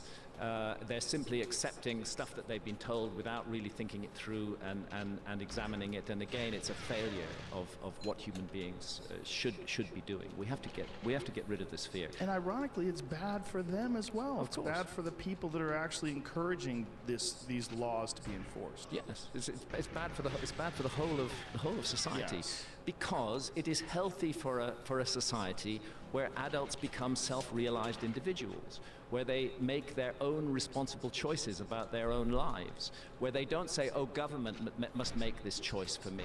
That's the next step for humanity. We need to start becoming our own leaders and making our own choices, and that is what's being revealed now that we're getting to the skull beneath the smile of the war on drugs. We're realizing that it's part of a big program of lying that has been about keeping people's minds closed down, not wanting free thinking. I've made this point several times, but our society is not against altered states of consciousness as such. Our society will allow Big Pharma to make billions of dollars with drugs that alter consciousness, like Seroxat and Prozac, antidepressants, which in my opinion, having had some experience of them, are amongst the most horrible drugs on the planet. They are very harmful, very dangerous drugs, but they're completely legal and they're encouraged with our system. Likewise, alcohol, very dangerous drug, causes fights, causes drunk driving accidents, leads to cirrhosis of the liver, completely legal and open. Our society is not against altered states of consciousness. As such, it's against particular kinds of altered states of consciousness that lead to questioning of the existing control system. That's what's going on. Here, here. Well said. And as you know, I have my own story with cannabis. Yes, and well, you and I had a moment. we had a moment which was quite a life-changing moment for me, because if I may just rehearse a little bit of this for the audience. In 2011, I had a series of ayahuasca sessions in which it was shown to me that I was using cannabis completely wrong. That it had become a dominant force in my life, that it was making me, you're speaking about paranoia, and I agree with you, paranoia is a useful thing, if only to overcome it, that it was making me paranoid, that it was making me suspicious, that I approached everybody around me in a state of suspicion. And I was shown this by ayahuasca, and given a very strong message: you need to quit cannabis. What I didn't realize at the time is that the problem was not cannabis, the problem was me. That I needed to fix those aspects of myself before I could have a proper relationship with cannabis. So after that ayahuasca session, having smoked cannabis for decades, literally 16 hours a day, 7 days a week, I quit. I quit for 3 years. And then I'm on your show, and we're sitting opposite one another as we are now, and you ask me a question, are you still off the cannabis? And I say, well, I'm thinking of dipping my toes back in the water, at which point you produce a joint. And we smoke it together. First of all, after 3 years, your tolerance is way down on cannabis. So I got really stoned. I did listen to that interview back, and somehow I held it together. Oh, you held it together brilliantly. You opened up, and it was like a wave of information came pouring out of you. It was wonderful to watch. It was a liberation for me, and what it said to me is, it's time to go back to cannabis, but perhaps in a different way. I need a different relationship with this amazing medicine. And if I can forge that, if I can make that different relationship happen, then it can be a constructive and positive part of my life. And I can say definitely that has been the case. And that's excellent. And so it's all thanks to you, Joe. I probably would still be off cannabis if it hadn't been for that joint. Well, I think that people can develop these patterns of behavior that are destructive with anything, whether it's with alcohol or cannabis or, sex or anything. People get in ruts. And, it doesn't mean that the cannabis is bad. It means that you are on a bad mental path. Yeah, exactly. And, I'm not encouraging it for everybody, because some people it genuinely, biologically doesn't jive with them. Yeah. But the fundamental thing is, we as adult human beings need to take responsibility for our own lives and our own decisions. And we need not hand that responsibility over to governmental institutions, especially when it concerns something as intimate and personal as our consciousness. And my view is the ancient world had the right attitude to this kind of thing, and the modern world does not, and that we can sit down and learn a lot from the ancient world. A lot of people ask me, Baron, if you're still here, you know what I was thinking? They probably would have had me do a drug test if I were to be a driver. What sort of civilization do you They think probably would have had to do a urine test. 100%. 100%. And I would have 100% turned that job down. 100%. I was thinking about that on the way home today. I was thinking, damn, they're going to ask me for a urine test. But we don't find any plastic bottles from the Ice Age. That means there was no advanced civilization during the Ice Age. Well, hang on. Maybe an advanced civilization might have decided never to get involved in plastic in the first place. Maybe there would have been a clear choice not to make plastic. Maybe they did things in completely different ways. Thanks, man. Thanks for listening. Maybe they cultivated powers of the human mind that we dismiss and regard as completely unimportant. Woo-woo. Yeah, this is the thoughts about How many Egypt, jobs right? there? It's about Oh, Egypt a and, lot. and about other And things. city of Ottawa. The specific example I give All the is all the King's ones that Chamber like are in like the Great Pyramid are can get 5 away further with it and be chambers. assholes And still these have it. chambers are Like roofed and floored a with veteran. granite beams I applied to that weigh one about 70 where tons it was each. working with like And war there are hundreds of veterans, them. And these 70-ton and you had to be like vaccinated. Why? Because they're old? Because they're 35 large fucking SUVs. discriminating These boomer pieces of 70-ton shit. granite beams have been elevated to a 'Cause height you're a of more than discriminating piece of 350 shit. feet above the ground and carefully and precisely placed So a lot of the in health position. care, a lot It is of like it's just very all the hard for slimiest, man. archaeologists to Just the explain how that was slimiest. done The ones using that like, purely can like leverage kind of get and away with it, mechanical like advantage. nursing You can homes. say, oh, perhaps they built a ramp and Shit, hauled the man. stones up the ramp. City of Then you Ottawa have to and the confront blanket basic laws ones, of the physics. government You blanket. can't City of haul Ottawa, a 100%. I'm sure. stone I'm sure of weighing it. tens of tons up I'm a sure of slope it. that exceeds 10 Because degrees. Mayor Jim Then you Watson start was the doing asshole calculation. How long a ramp do I need with that a 10-degree discriminated slope to get based to on like 350 feet vaccine above the injection. ground?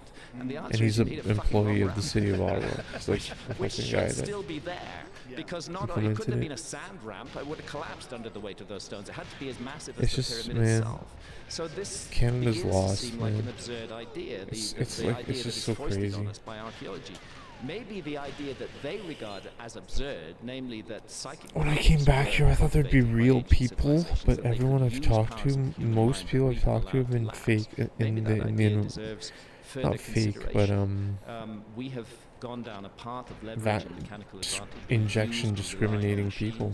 But we hear anecdotal reports of people who have telekinetic And- powers, who can move things with their minds, of people who have telepathic powers. And our It's automatic insane. reaction is to just dismiss all of that. They because fired science people, says dude. it's impossible. Government of Canada fired Because friend. science regards consciousness as local, got to the fired brain, and doesn't see how it can November exert itself, 2021. outside of that. But maybe we 6 should open up months. to She those had to get a possibilities. lawyer, Dealing with a take very them to different kind of court culture to get the back that pay. used techniques that we have allowed to lapse, and maybe we could wake those The techniques government. up again. It's Maybe insane. the ability of human beings to do almost That's why I left. superhuman things. Because I said, okay, is resident I can either within all of fight us, but sleep. for this shitty Well, job it's that I pure hate, speculation with that these they shitty use some people sort of a telekinetic working for power, but fucking it's pure speculation, Pfizer. But it's absolute that they did something that we don't understand. If you think about Or the I can go to distance Miami. between us and the construction, just the modern accepted construction dates of the Great And get my Pyramid, life insurance it's more than license. 5,000 years ago, or close to 5,000. And start a Pyramid's post supposed to be op about there that I was 4,500 fired from years old, yeah. for not wearing a mask. Really old. It's incredibly It's like- old, yeah. To Yeah. think that Retarded. someone back then So could dumb. do something that Like, would so dumb. perplex us today. Yeah. with Clown modern world, machine. man. Yeah. And that somehow or another they figured this out. It's almost like what they had done was leave behind something that was so stupendous, so monstrously impressive, that it would transcend time. Yeah. That you would have to look at it even thousands and thousands of years later and say, hey, like this defies Yeah. conventional explanation. This is not a simple, and I've seen some of the conventional explanations of the construction of the pyramid, and they conveniently neglect those chambers above the king's chamber. They do. They conveniently neglect a lot of those massive stones. Yeah. And it's because it's one of those things you just go, oh, I don't know. What is this, Jamie? There are the chambers is, above yeah. the king's chambers, and each one of those floors consists of a row of 70-ton granite blocks that have been raised 350 feet above the ground, and not only that, but brought from Aswan in the south of Egypt, 500 kilometers south of the Great Pyramid. So If there's any time in history where you could go in a time machine and go back and observe, would that be the time? I am just completely fascinated by the Ice Age at the moment. If you had one shot to go back and see what it was like in some place, you wouldn't go to the construction of the Great Pyramids? I think right now where I'd go is 12,800 years ago in the beginning of the Younger Dryas. Just to see. Because I think that's where the whole human story changes. I think that's where we change tracks from one path to another path. And following man. those cataclysmic events of the Younger Dryas between 12,800 and 11,600 years ago, following those, the signs of civilization that we see Just so emerging dumb, are not guys. the beginnings of civilization. They're a restarting of civilization that had Just so existed fucking dumb. before the cataclysm. And for that reason, I would I would like to be present during that cataclysmic event, if only to satisfy myself that it was indeed a comet. You see, the one thing there's no dispute about anymore is that the Younger Dryas was a cataclysm. You can't argue about that. The megafauna that die off, the disruption of human activity that takes place at that time, the huge climate changes. This was a cataclysm by any standards. Where the argument still goes on is what caused the cataclysm. I vote strongly for comet, multiple fragments of a comet hitting the North American ice cap and hitting Greenland as well. But there are other researchers in the field, like my colleague Robert Schoch, who thinks that the sun is more involved. This is healthy. This is very, very healthy. That we should be approaching this problem from many different perspectives and trying to figure out what the fuck caused this extraordinary event that occurs at a pivotal moment in the human story. The end of the Stone Age, the beginning of the Mesolithic, the end of the Ice Age, the beginning of the current age of the Earth. And suddenly we see these signs of civilization appearing, and in places like Göbekli Tepe, those signs already include highly sophisticated knowledge. And that's why I feel we really need to investigate the Amazon. There are 3 places in the world which are really lacking in the investigation right now. One of them is the Amazon, 5.5 million square kilometers, very little archaeology done. Another is the Sahara Desert. The Sahara Desert, tough place to work. I can understand why there's little archaeology done there, but the Sahara Desert was green during the Ice Age. It had a completely different climate regime. We should consider the possibility that missing parts of the human story are there. And then under the continental shelves, because sea level rose 400 feet. These are 3 domains that archaeology has largely not investigated. And it is largely not done so. They say, well, why would we spend the money on marine archaeology?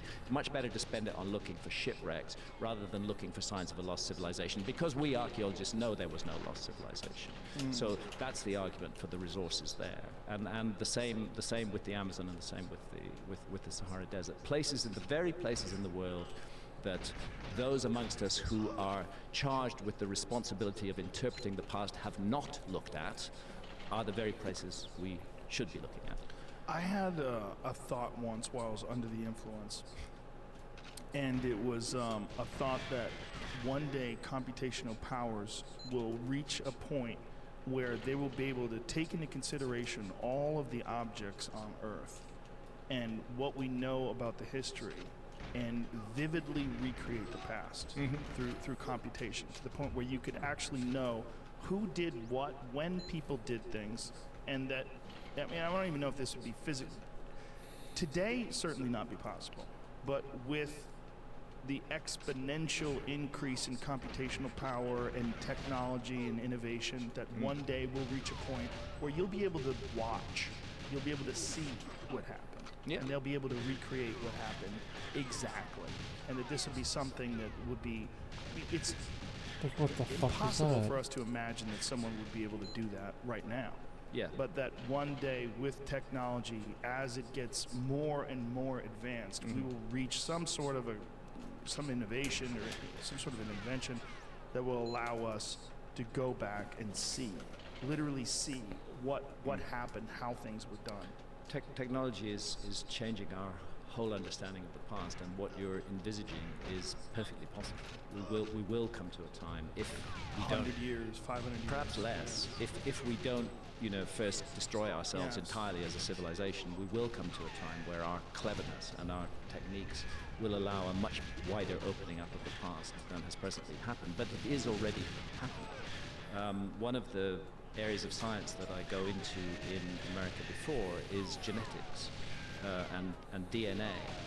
This is an area of science that was not much informing archaeology until about the 1990s, but since the 2000s has become very important in archaeology, because the technology has been developed where ancient DNA can be extracted and tested, and you can actually genotype an entire individual from DNA that may be 15, 20,000 years old.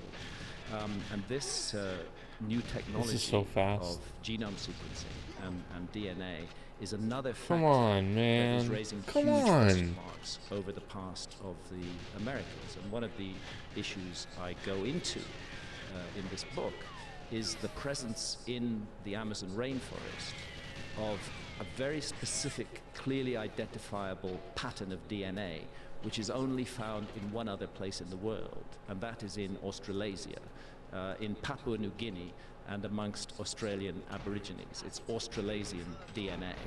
Now, in South America. Not only in South America, but in the depths of the Amazon rainforest, amongst tribes who've only been contacted in the last 20 or 30 years. And furthermore, although skeletal remains are rare, it has been found in ancient skeletal remains that are close to 11,000 years old in the Amazon. So that tells us that this DNA signal has been in the Amazon for at least 11,000 years. The geneticists think that it came to the Amazon during the last ice age. And this raises a huge mystery, because the peopling of the Americas is supposed to have occurred from Siberia, across the Bering Straits, down through that ice-free corridor into North America, down through North America, into South America, into Central America, and finally into South America. If that was the whole story, then we would find this DNA signal in North America and in Central America. We would not find it only in the Amazon. When I talked to some of the leading geneticists about this, but specifically Professor S.K. Willislev at the University of Copenhagen, who's been the lead author in a number of major studies of ancient DNA. And I asked him, what do you make of this Australasian DNA in the Amazon? And he said, honestly, we don't have a proper explanation for it at the moment. But what he did say is that the most parsimonious explanation, he used that specific word, the most parsimonious explanation is that a group of people during the Ice Age crossed the Pacific Ocean and settled up and ended up in South America and settled in the Amazon and brought their DNA with them. That would account perfectly for the DNA data. And when a scientist says the most parsimonious explanation, what that scientist is saying is he likes that explanation, that it's a simple, direct, clear explanation of the DNA mystery. But then he added, however, it doesn't make practical sense. And I asked him, well, why doesn't it make practical sense? And he said, because the archaeologists tell me that no human population was capable of crossing the Pacific Ocean during the Ice Age, at which point it was natural for me to say, do you really trust the archaeologists? And he said, well, in science, we do trust the work of other scientists. We don't really question it. We don't really investigate it. That's their side of the business. And my view is that is rather than taking this weird, anomalous Australasian DNA signal in the heart of the Amazon as something to be explained away, and as something to be for it to be denied that it could be connected to a voyage across the Pacific Ocean. Maybe it's the first compelling evidence that voyages were taking place across the Pacific Ocean during the Ice Age. And maybe we should be opening up that whole issue for exploration. And again, I think a lost civilization is the best answer. And that near the end of the Ice Age, when the Younger Dryas cataclysm unfolds, it's not an overnight thing. It's very bad 12,800 years ago. There's about 1,200 years of horror. I don't think the civilization went down in a single day and night. I think there were survivors. I think bits of it were left. I think their project was to restart civilization. And I suggest very strongly that where they tried to mount that project was amongst the hunter-gatherers who coexisted in the world with them at that time. We ourselves are an advanced civilization, at least that's what we call ourselves, and we coexist in the world with hunter-gatherers. It's not an odd idea that an advanced civilization and hunter-gatherers should coexist, and there is separation between us and the Amazonian hunter-gatherers. There are tribes in the Amazon that are uncontacted and that we don't know even exist. If a catastrophe on the level of the Younger Dryas were to occur today, I don't think that our civilization would make it through. We are the spoilt children of the earth. We are just used to having everything laid on. You know, the supermarket shelves are groaning with food. We can get food delivered to our homes. We have roofs over our head. We have shelters. We have clothing. Everything is taken for granted. I guess you're an exception, but very few people in modern Western culture know how to survive. They don't have survival skills. They don't know how to hunt. They don't know how to gather. They don't know how to grow crops because they've handed that responsibility over to others. We live in a society that's highly segmented and specialized, and different people specialize in different things, but nobody has the vast general survival skill that a hunter-gatherer has. So in a global cataclysm, actually, at first counterintuitively, the people who would survive it would be the hunter-gatherers. And an advanced civilization would be smart, if they were survivors, to seek refuge amongst hunter-gatherers, to make that the place where they might try to restart their civilization. And that's why I think that this Australasian DNA signal in the Amazon may be part of the evidence for a sort of outreach effort that was being made by a lost civilization, seeing the disaster coming down on it and realizing that something Please. needs to be done. No. It's fascinating to me that the geneticists would rely on the archaeologists, being that the geneticists have the actual DNA that they can examine, where the archaeologists are piecing things together. Yeah, absolutely. Little tiny bits of information over the entire landscape. Yeah. And then you consider how much information they don't have access to that's in the ground. Exactly.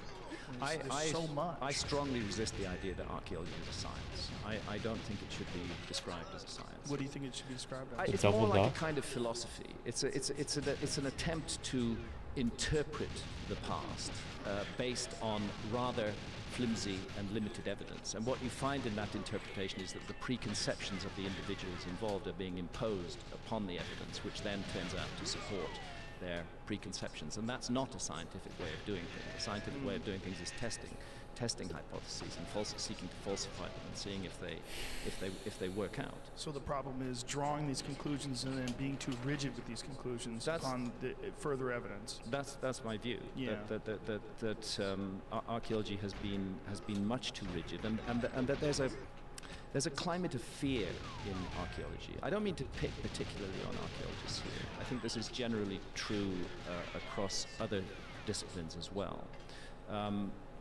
These days, academics are driven by the need to publish research papers. That's what they build their careers on. If they can get a paper on their bit of research published in Nature or the Proceedings of the National Academy of Sciences, etc., that's good for their careers. But then you confront the gatekeepers in those publications who regard any archaeological idea that is not part of the mainstream accepted consensus with great suspicion, and are most reluctant to publish that information. Now, what is the mainstream? When archaeologists talk about seafaring humans, what do they date that to? Well, the Polynesians, the great seafaring adventure that is accepted by archaeology is called the Polynesian expansion, and it's a remarkable story, and that occurs roughly 3,000 to 3,500 years ago. And those Polynesians were amazing ocean navigators. They could cross distances of thousands of kilometers with pinpoint accuracy. I mean, it's not an accident that the Polynesians found Easter Island. Finding Easter Island is a really challenging project. Easter Island is 2,000 miles from the coast of South America. It's 2,000 miles from the nearest other island, which is Tahiti. It's just a little speck in the middle of the ocean, but the Polynesians found it and settled there and appear to have brought a reproductively viable population there and appear to have made voyages back and forth. But that was 3,000 to 3,500 years ago. That was not 12,800 years ago. And this is where archaeology's adamant position that ocean voyaging was begun by the Polynesians and that there was no major ocean voyages before that, I think needs to be strongly questioned, and it needs to be strongly questioned in the light of this DNA evidence from the Amazon, rather than rejecting the evidence. An attempt should be made to consider what that might mean. Well, it's interesting because we know that the Egyptians had boats. Yeah. And so, if there were boats 4,500 years ago, What up, Toad? why do you think that they didn't try them out in the ocean? That doesn't make any sense, especially if they Where are you, existed man? 1,000 years prior, which is also possible. No, archaeologists wouldn't argue that the That Egyptians laugh? had boats, but that is. Did you that is find a still truck? within the I'm framework so of accepted history. It's the notion of a Small global Hicktown trucks up, navigating epic. culture in the Ice Epic Age check-in, that man. archaeologists can't swallow. It's a subject that I've kept on Epic, coming dude. up against over Careful a number of of the years. I think coyotes. the best evidence for it is ancient maps. Where are you, Mallory which show Town? the world as it looked during the last ice age. I first explored this in Napani? Fingerprints of the Gods, and I've touched on the mystery again, and I have an appendix on the subject in this book. because I think these are very Ingleside? important. We're talking about maps that were drawn roughly know them all, man. in the 1300s and the 1700s. In other words, in relatively recent Small history. Hicktown However, truck stop. Maybe these it's just maps some. were largely based No, on much not an older off-ramp. source maps, which they copied. I don't know where you can are. say that for sure because one of the Where's famous past maps is Kingston, the Barry dope? Rees map, which was Oh, created yeah, by a Turkish that's- admiral called Piri Reis in the year 1513. Actually, only a corner of his map has survived. That's It was Thousand originally Islands. a world map. We now just have a bit that shows the east coast of South America and North America and the west coast of Africa.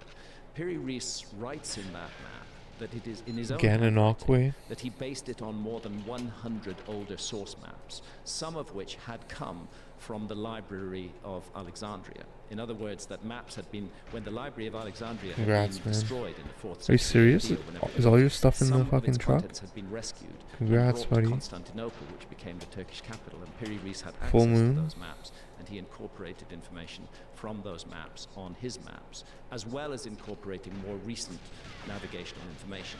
And this is one of a Whole whole life start to category of finish, maps wow. which are extremely hard to Epic, explain. dude. You must All of them be. based on older You'll feel source so good maps once now you're moved. lost. All of them I was just thinking about. extremely precise relative longitudes. So and what are you doing? latitudes. Are you able to Latitude drop is off not the that truck difficult a in technological feat, but Montreal? longitude is a difficult technological feat. Longitude involves a chronometer. It involves knowing the time at the place you began your voyage and the local moon as well, and calculating the difference between them. You need a chronometer that will keep accurate time at sea with the motions of a ship, and it's just a plain fact. Next Our to civilization home did not location? invent Wow. such a chronometer until the late 18th century. Before that, we didn't know what longitude we were at. I'm and sorry, ships were dude. constantly sailing unexpectedly into coastlines that they thought were hundreds of miles further away. So the discovery of the technique to do longitude was sucks. a major civilizational advance. Its presence in maps That's based lame. on much older source maps that actually show the world as it looks during the last ice age suggests that somebody during the last ice age was mapping the world and had mastered the technique of calculating longitude. Dick, I'm guessing that's why Classic some example companies of don't have these trucks maps, because some people and I make a in your point of this, predicament is what's just called the might not Princeton ever World return the Map, truck. which was drawn in the year 1818, and it was based on the latest Or take longer navigational than 3 information days. at that time. I reproduced that map in the book. Just say fuck What's it. missing from the map, entirely missing, is Antarctica. There's just a hole at the bottom of the world. There's nothing there, and the reason there's nothing there, there's another Pinkerton map.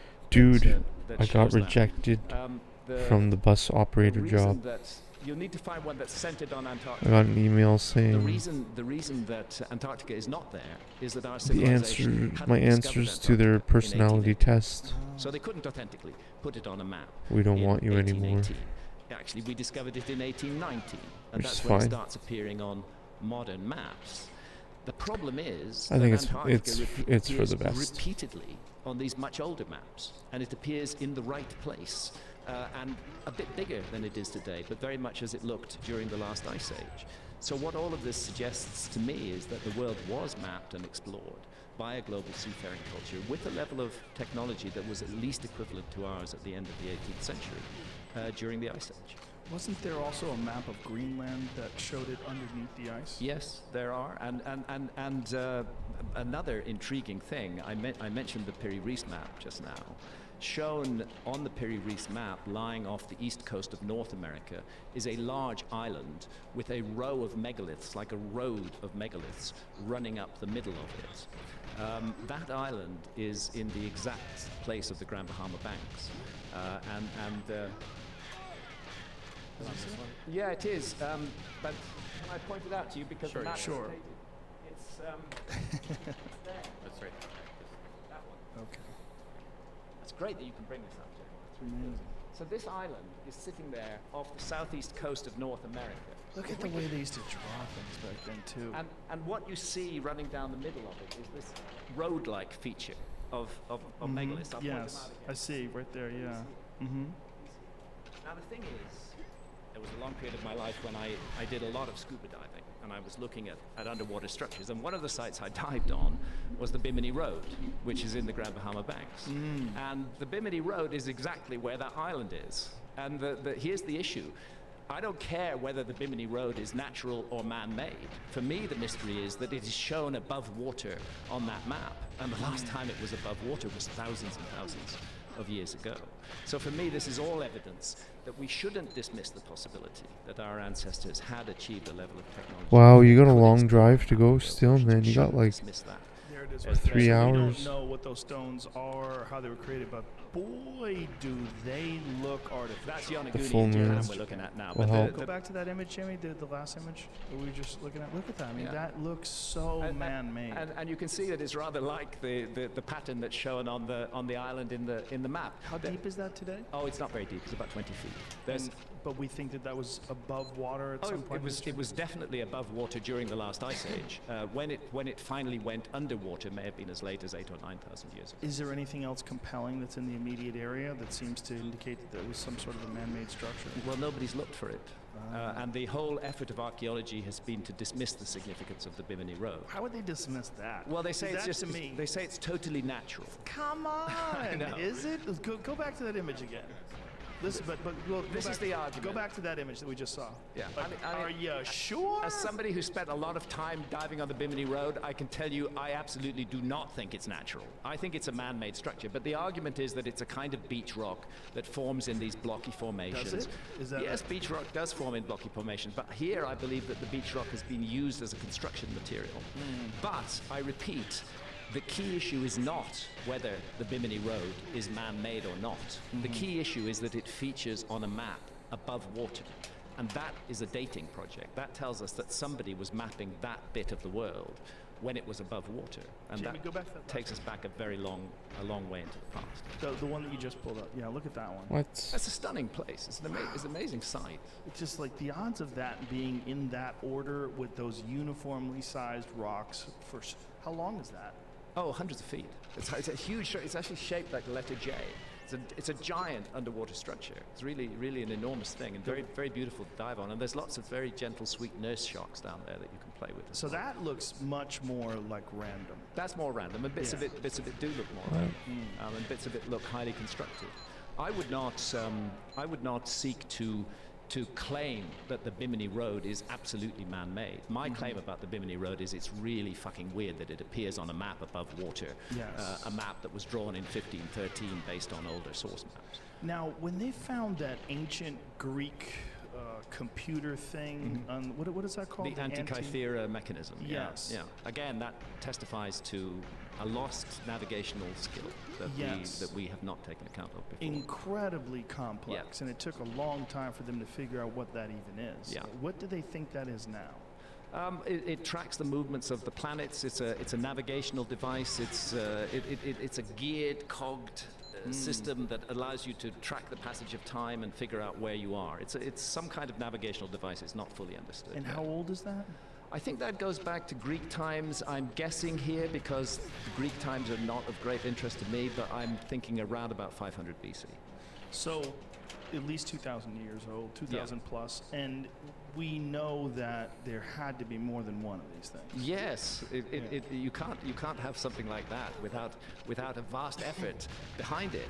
Yeah. Human beings were working on creating this geared and cogged machinery that reflected the patterns. Oh, in is the that a sky. recreation of it? That's a recreation. Of something like that.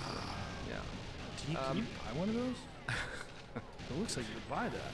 Dude, bookmark that. We need one right there, right next to the plasticells. So such a thing is a cultural artifact which doesn't just appear out of nowhere. It has to have a context. It has to have I have no a idea if this is background. And fast. again, It's okay. My suggestion would be Just so bad. perhaps a secret technology. It's very odd that very few of these have been found, and it may be that ship owners and navigators in Greek times were extremely careful about who they shared this technology with. Of course. It may have been as top secret as nuclear power is in our world today. Oh, that makes sense. But the fact is that then we have to.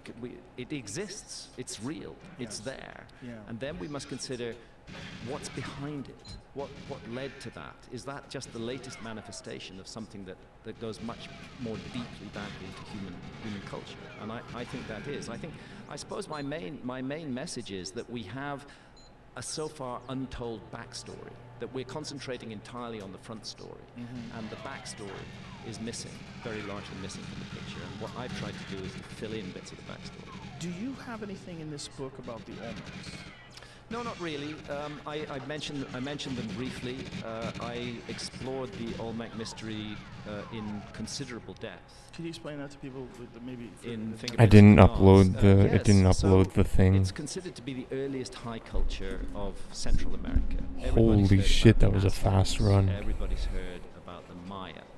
But That was before the insanely Aztecs and fast. Before the Maya, That was by there far were my a culture fastest who run. are referred to as the What pace Olmecs. was that? Again, we don't know what they called themselves. That That's was what the Aztecs called them. really They called them the fast. Olmecs. It means the rubber people because that rubber producing area of Mexico. Wow.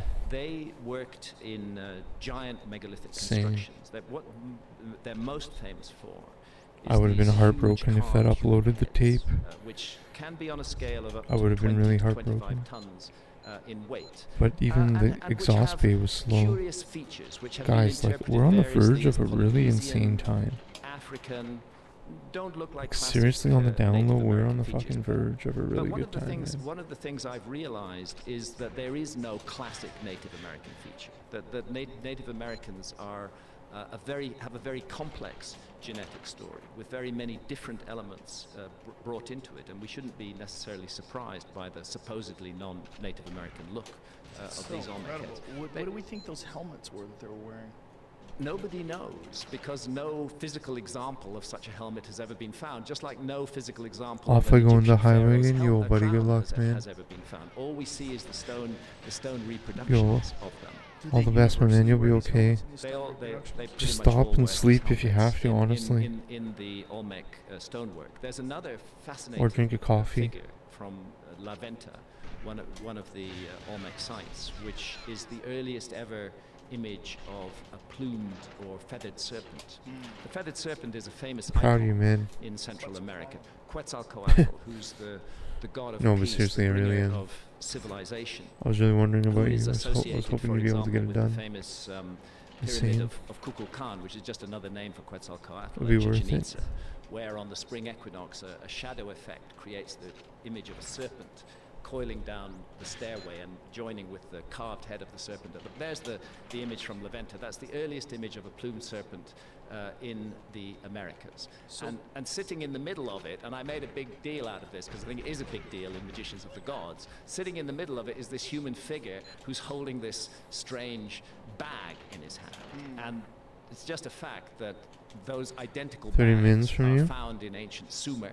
I'm the in hands of Ottawa. individuals who were considered to I be don't know. civilization bringers, and they also I'm in show Ottawa, up on man. There's no way you're 30 minutes at from me. Göbekli Tepe. I call them man bags. And in that case, at Göbekli Tepe, we know they're at least 11,600 years old. So I wonder if we're looking at a sort of badge of office of a group of There's civilizers no way. who traveled around the world trying to bring back to impossible. life a lost civilization and pass down. I deploy 'Cause you're a going on the concept in this 401, book right? that I actually got from You're in Richard Brockville. Dawkins. Richard Dawkins is the author of the book called The Brock. Selfish Gene. And he's not one of my Brockville, favorite no people worries. because he's a materialist. That was probably reductionist. He spell doesn't check, believe in whatever, anyways. spirit or What am I any saying? mystery in life, that we're just accidents of chemistry and biology. He also has no psychedelic experience. That's And pretty he said, "No, close. That's I like did an challenge him hour, at hour public and event 15 to minutes.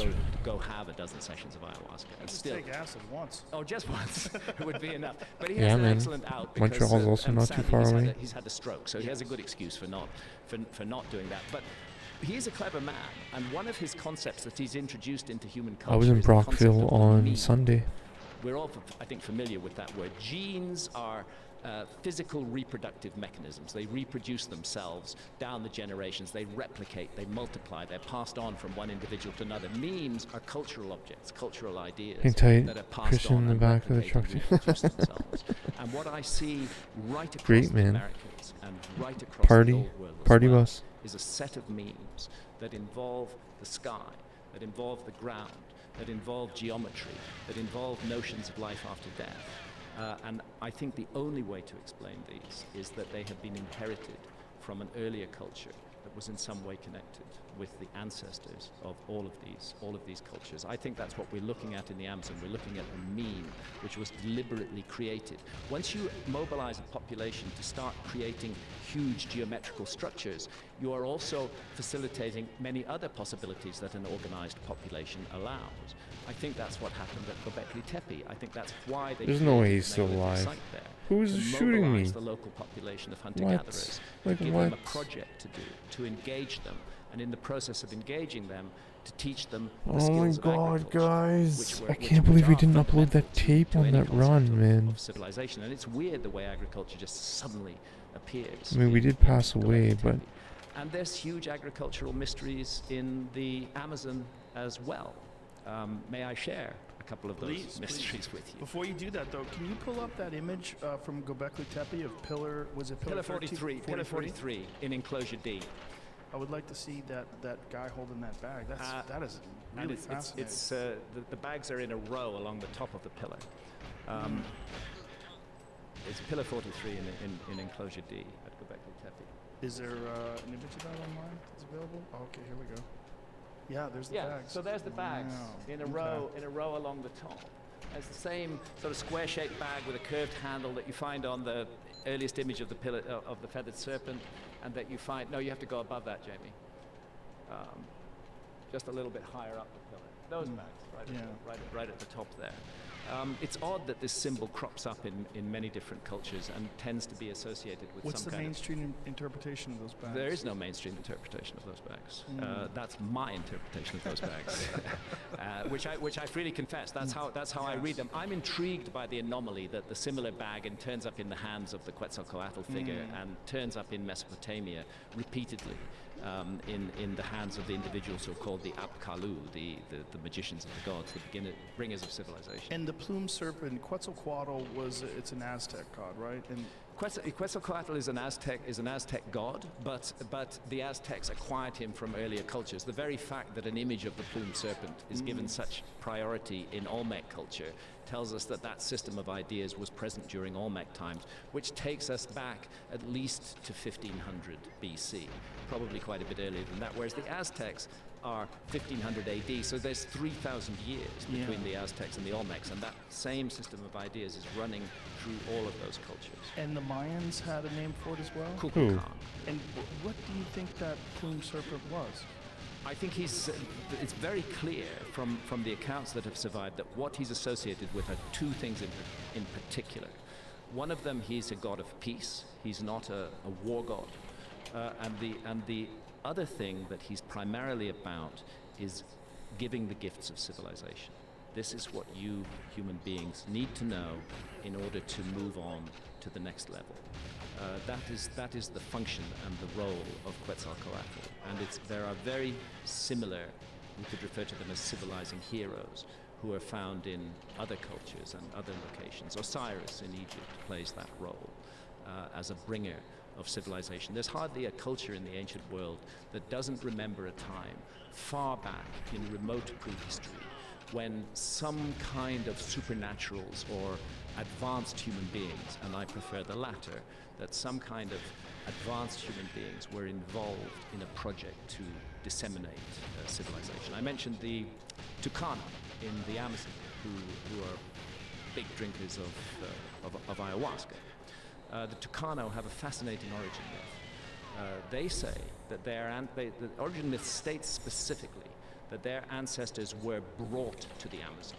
They were brought to the Amazon by a group of supernaturals who included the daughter of the sun and an individual called the helmsman who steered the serpent canoe in which this settlement mission in the Amazon was performed. And what these so-called supernaturals did was they brought the ancestors of the Tucano to the Amazon and they showed them the best places to settle, the best places where they might find hunting, the best places where they might create a village, the best places for agriculture, and then they left. But they left them behind one gift, and that gift was ayahuasca. That's the story of the origin myth of the Tucano. And it sounds to me rather like the other side of the story of that DNA signal in the Amazon, that a group of people were deliberately settled in the Amazon by human beings who they chose to regard as supernaturals. That's what makes sense of it to me. When I interrupted you to talk about Quetzalcoatl, what were you about to say? I can't remember. Oh. I'm in California. I've been smoking lots of dope. You know. We were talking about different things in the Amazon. Should we rewind and figure out what we said? The serpent god you were talking about. Before Quetzalcoatl, before that. I have another question. The Olmecs, you were talking about the genetics of these people that live in Native Americans, that they vary widely. But the Olmecs seem to have very similar features, the thick lips, the wide noses. Why do we think that is? Well, this is part of a curious mystery that is not unconnected to the genetic mystery. It's been known by archaeologists for quite a long time that there are anomalous skulls in parts of Brazil, which appear to show very strongly Polynesian or African features, very much like the features that we see on the Olmec heads. And a number of archaeologists who got into trouble with their colleagues for this have used that to argue many years ago, 30, 40 years ago, that the settlement story of the Americas is much more complicated than we've realized. And what the DNA is doing is it's telling us that there was something really weird happened with settlement. You see, what happened with those African or Polynesian-looking skulls was that they were tested for DNA when DNA technology was not as advanced as it is today. And what that DNA showed was that they were more closely related to modern Native Americans than they are to any other people in the world. So the notion that there was some connection with Polynesia or Africa was dismissed. But now that we have very firm evidence of an Australasian genetic signal, Australian Aborigines, Papua New Guinea, Melanesians, with those kind of features, now that we have the genetic evidence that is found in the Amazon, we have to go back to that old evidence and reconsider it. Wow. Yeah, I would love to find out what that is. They've always fascinated me. The Olmecs, it's always been such a strange image, the large heads with the helmets on them, and how do they universally look like that? I mean, all of the features are very, very similar. Wow. They're very, very similar. And always with the lips. helmets. And almost always. I won't claim that every single Olmec head has a helmet on it, because I think I've seen one that didn't. It's quite a while ago since I explored the Olmec area. But what's fascinating about them is they are supposedly the first high civilization of Central America, that they create structures on a massive scale, that you can see connections between them and the later Maya. That whole mystery of the Mayan calendar was clearly inherited from the Olmecs. It wasn't something the Maya made up. The Olmecs used that same symbolism. So the Mayan calendar is actually an Olmec calendar. And if we then consider the possibility that the Olmecs may just be the latest, the earliest surviving manifestation of that calendar, it could go back much further than that. Do you plan on having any debates with people that oppose these ideas? Well, it was interesting on your very show, Joe. Be back in Music Washroom. We're having really good runs. Really good runs. Who's the editor of the Skeptic magazine, and some colleague of his who came in online, who I got a bit annoyed with, and myself and my great friend and colleague, the genius Randall Carlson. I felt that was a very useful debate.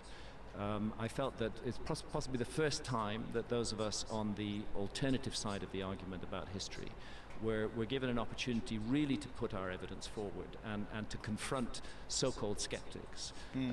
Well, so-called, that's what he calls himself, Michael Shermer, with this evidence. And obviously I'm biased, but I don't feel that he fielded the situation particularly well. I don't think mainstream archaeology came out of that looking really good. I think it came out of that looking rather ignorant and uninformed. And a man like Michael Shermer, who is a professional skeptic, cannot begin to match the knowledge of a man like Randall Carlson, who has devoted his whole life to walking the walk of the geology of the end of the Ice Age in North America. And that showed on that debate. So I think the debate was worth doing. I think it showed that the alternative side isn't just wishy-washy stuff out there on the fringes of things, that there are those of us working in this field who are using really solid information and who our project is to rewrite history. And we're not going to do that with slight information. It has to be solid information. I think we had the opportunity on your show to say that solid information is there. I'm not claiming it was a complete victory for the alternative side. Michael Sherm is a smart guy, and he put forward some good arguments too. And there were constructive aspects of that debate, which I appreciated. I'd like to see much more engagement and much more positive approach. I wish the skeptics, welcome to their skepticism, but I wish they'd be less hateful, less full of derision, less despising. Well, they're so defensive with their ideas. And so defensive with their ideas when the possibility is there for a constructive debate, you know. Well, what's interesting to me is that as this evidence piles up, and it seems to be continuing to pile up, as more like these impact sites and more of this ancient civilization material gets unearthed, it's almost insurmountable. Yeah, it's almost, and this is how paradigms shift. I mean, everybody's familiar with the concept of a paradigm shift, and there's a book called The Structure of Scientific Revolutions by Thomas Kuhn, which outlines what a paradigm shift is, where an established model in some discipline of science that has been in control of people's thinking for a very long time suddenly falls apart. And it doesn't fall apart suddenly. What happens is that there's an accumulation of evidence which that model cannot explain. That paradigm cannot explain it. It seemed like a great paradigm at one point, but then it doesn't explain this.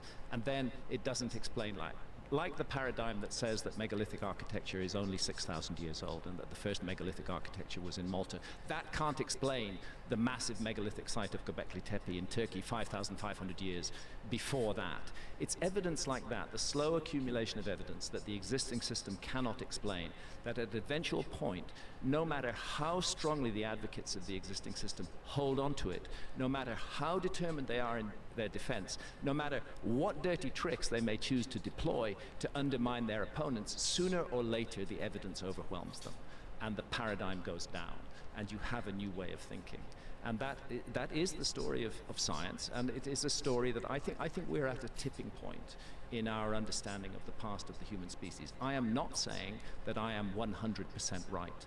I believe that what I'm doing that's worthwhile is I'm asking questions about the past that haven't been asked enough.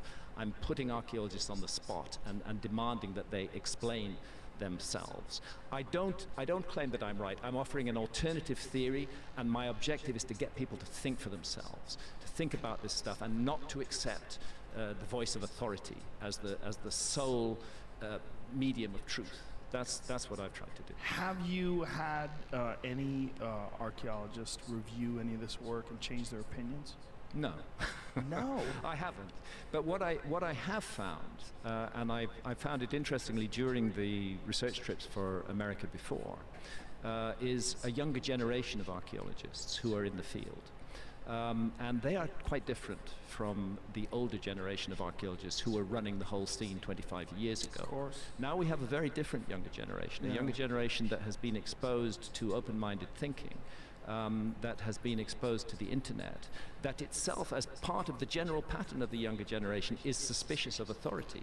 I'm meeting young archaeologists on sites. For example, I met a couple of really amazing young minds on a site called Blackwater Draw in Arizona, New Mexico, where one of the first Clovis sites. The young archaeologists I met there were incredibly open-minded and really willing to consider extraordinary possibilities about the past, and privately admitted to me that they'd read my books. Well, that's where I get the hope. I get the hope in this young generation that is growing up with the internet, that does understand that there's a lot more out there than just what they're being taught in schools. Yes, yeah. This is where the hope lies, and it lies in every area, and it's why. One of the intriguing things that has happened with me, and your show is an important part of this, is that when I go around giving public events, doing a public presentation of my work, the demography of the audience is extremely interesting. And this is true whether I'm giving the talk in Britain, whether I'm giving it in Canada, whether I'm giving it in America. Part of the audience are older people who read me in the 1990s, who got onto my work with Fingerprints of the Gods in 1995, and they've stuck with me, and they've carried on reading my work. But another part of the audience, a very big part of the audience, consists to a large extent of young people, most of whom are men, but there are women amongst them as well. And what those mainly young men come up to me and say at the end of the event is, we first encountered your work on Joe Rogan's show, and it completely opened our minds. It changed it. I've had so many young men say, this has changed my life. And then I asked myself, well, why should a different take on the past change people's lives? Why should people feel that their lives have been changed by a different take on the past? Which I add they would not know about unless you'd had the good grace to bring me on your show. These ideas would not be known, but they are known because of the amazing outreach of your show. And the answer to that question, why does it change a person's life, is that once we realize that we have been misinformed about our past, that everything that we've built our idea of who we are upon and of where we're going as a culture may be founded on falsehoods and perhaps even deliberate lies. Once that is realized, then all the questions about the nature of the society we live in become open. And young people are feeling the need to take an independent path, not to follow the path that has been set down for them by previous generations. And in some way, and I'm very gratified to hear this, the fact that I'm an elder now, I'm 69 next birthday, the fact that You look great. Thank you. The fact that I, as an elder, have consistently pursued an independent path, have been willing to put up with the shit that's been thrown at me over the years, but have stuck to my guns and have continued to add new information to the dossier of information that I put forward. That is, and I'm encouraged to see this, that's found as inspiring by younger people. And what better gift could an old guy hope to leave to the world than a younger generation who feel inspired by that person's work to change the world? Well, I'm very, very thankful that I could introduce people to you, because your first book that I read of you, Fingerprints of the Gods, changed my view of the world. I mean, I remember putting that book down after I was finishing, going, wow, like if he's right, like this whole thing is a mess. Yeah, a complete mess. Because our idea of who we are is very much founded in our idea of who we were. And I think one of the mistakes that's made in our civilization is that we are very conceited, we're very big-headed, and we tend to view the whole story of history as though it's a project that leads to us, that we're what it's all about. And I think what is how can I put it, undermining of the existing system about a new take on the past is the notion that we're not what it's all about at all. That there may have been an earlier civilization that reached a high level of advancement, perhaps different from ours, but nevertheless an advanced civilization, which was just taken out of the story completely by a global cataclysm. Then we suddenly realize that in a way we're here accidentally, that it's not been a process that's been all about us, and that if we've been misinformed about how we got here, then we need to get the true information about what's going on. So these are, in a way, profoundly revolutionary ideas. They do lead people on a path of inquiry that leads to questioning of everything. And our fears that you were just discussing earlier about how soft we are in comparison to past civilizations in terms of like our ability to live off the land, that's one aspect that bothers me. But one of the big ones that bothers me is the fact that everything is digital. All of our information is stored on hard drives. You bet. And if that goes down, there's not much left. You have paper books and you know, a few thousands of years. Imagine what would be left. Yeah, we would lose all of our advancement. Well, I can speak to this at a personal level. There was a time when I was an excellent map reader. I could navigate anywhere with maps. You know, my wife Santa and I did huge journeys in Mexico back in the early 1990s in really cheap hire cars with maps, and we found our way everywhere without any problem.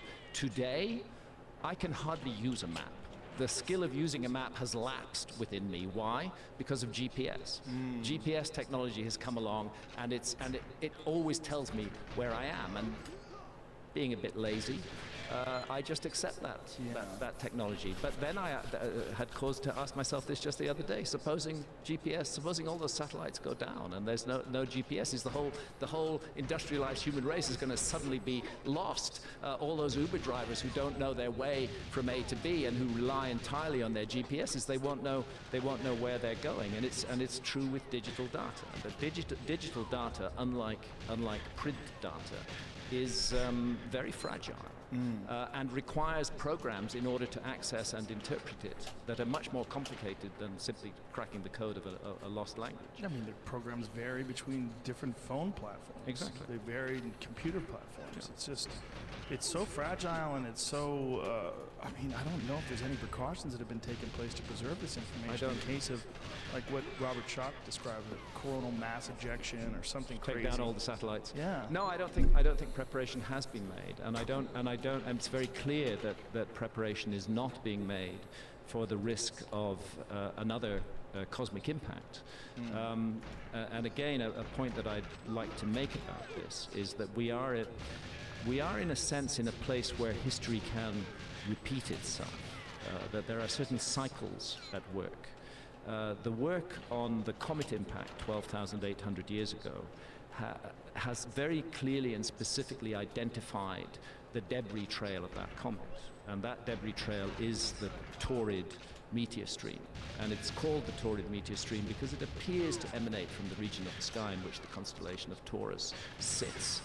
It doesn't. It's within our solar system. It's an optical illusion. The Taurid meteor stream is a giant complex of debris. It is 30 million kilometers wide. What you had was an original comet that might have been 100 to 200 kilometers in diameter, a small moon, which fragmented and broke up into multiple parts. And those parts began to spread out along the whole orbit of the Taurid meteor stream and to widen. The whole thing widened, so it's like a giant tube of debris. And the evidence and the argument is that 12,800 years ago, several large bits of that debris fell out of the Taurid meteor stream and impacted with the Earth. The problem is that the Taurid meteor stream still exists, and our planet still passes through it twice a year. And those passages take place in June and in November, and each passage takes 12 and a half days.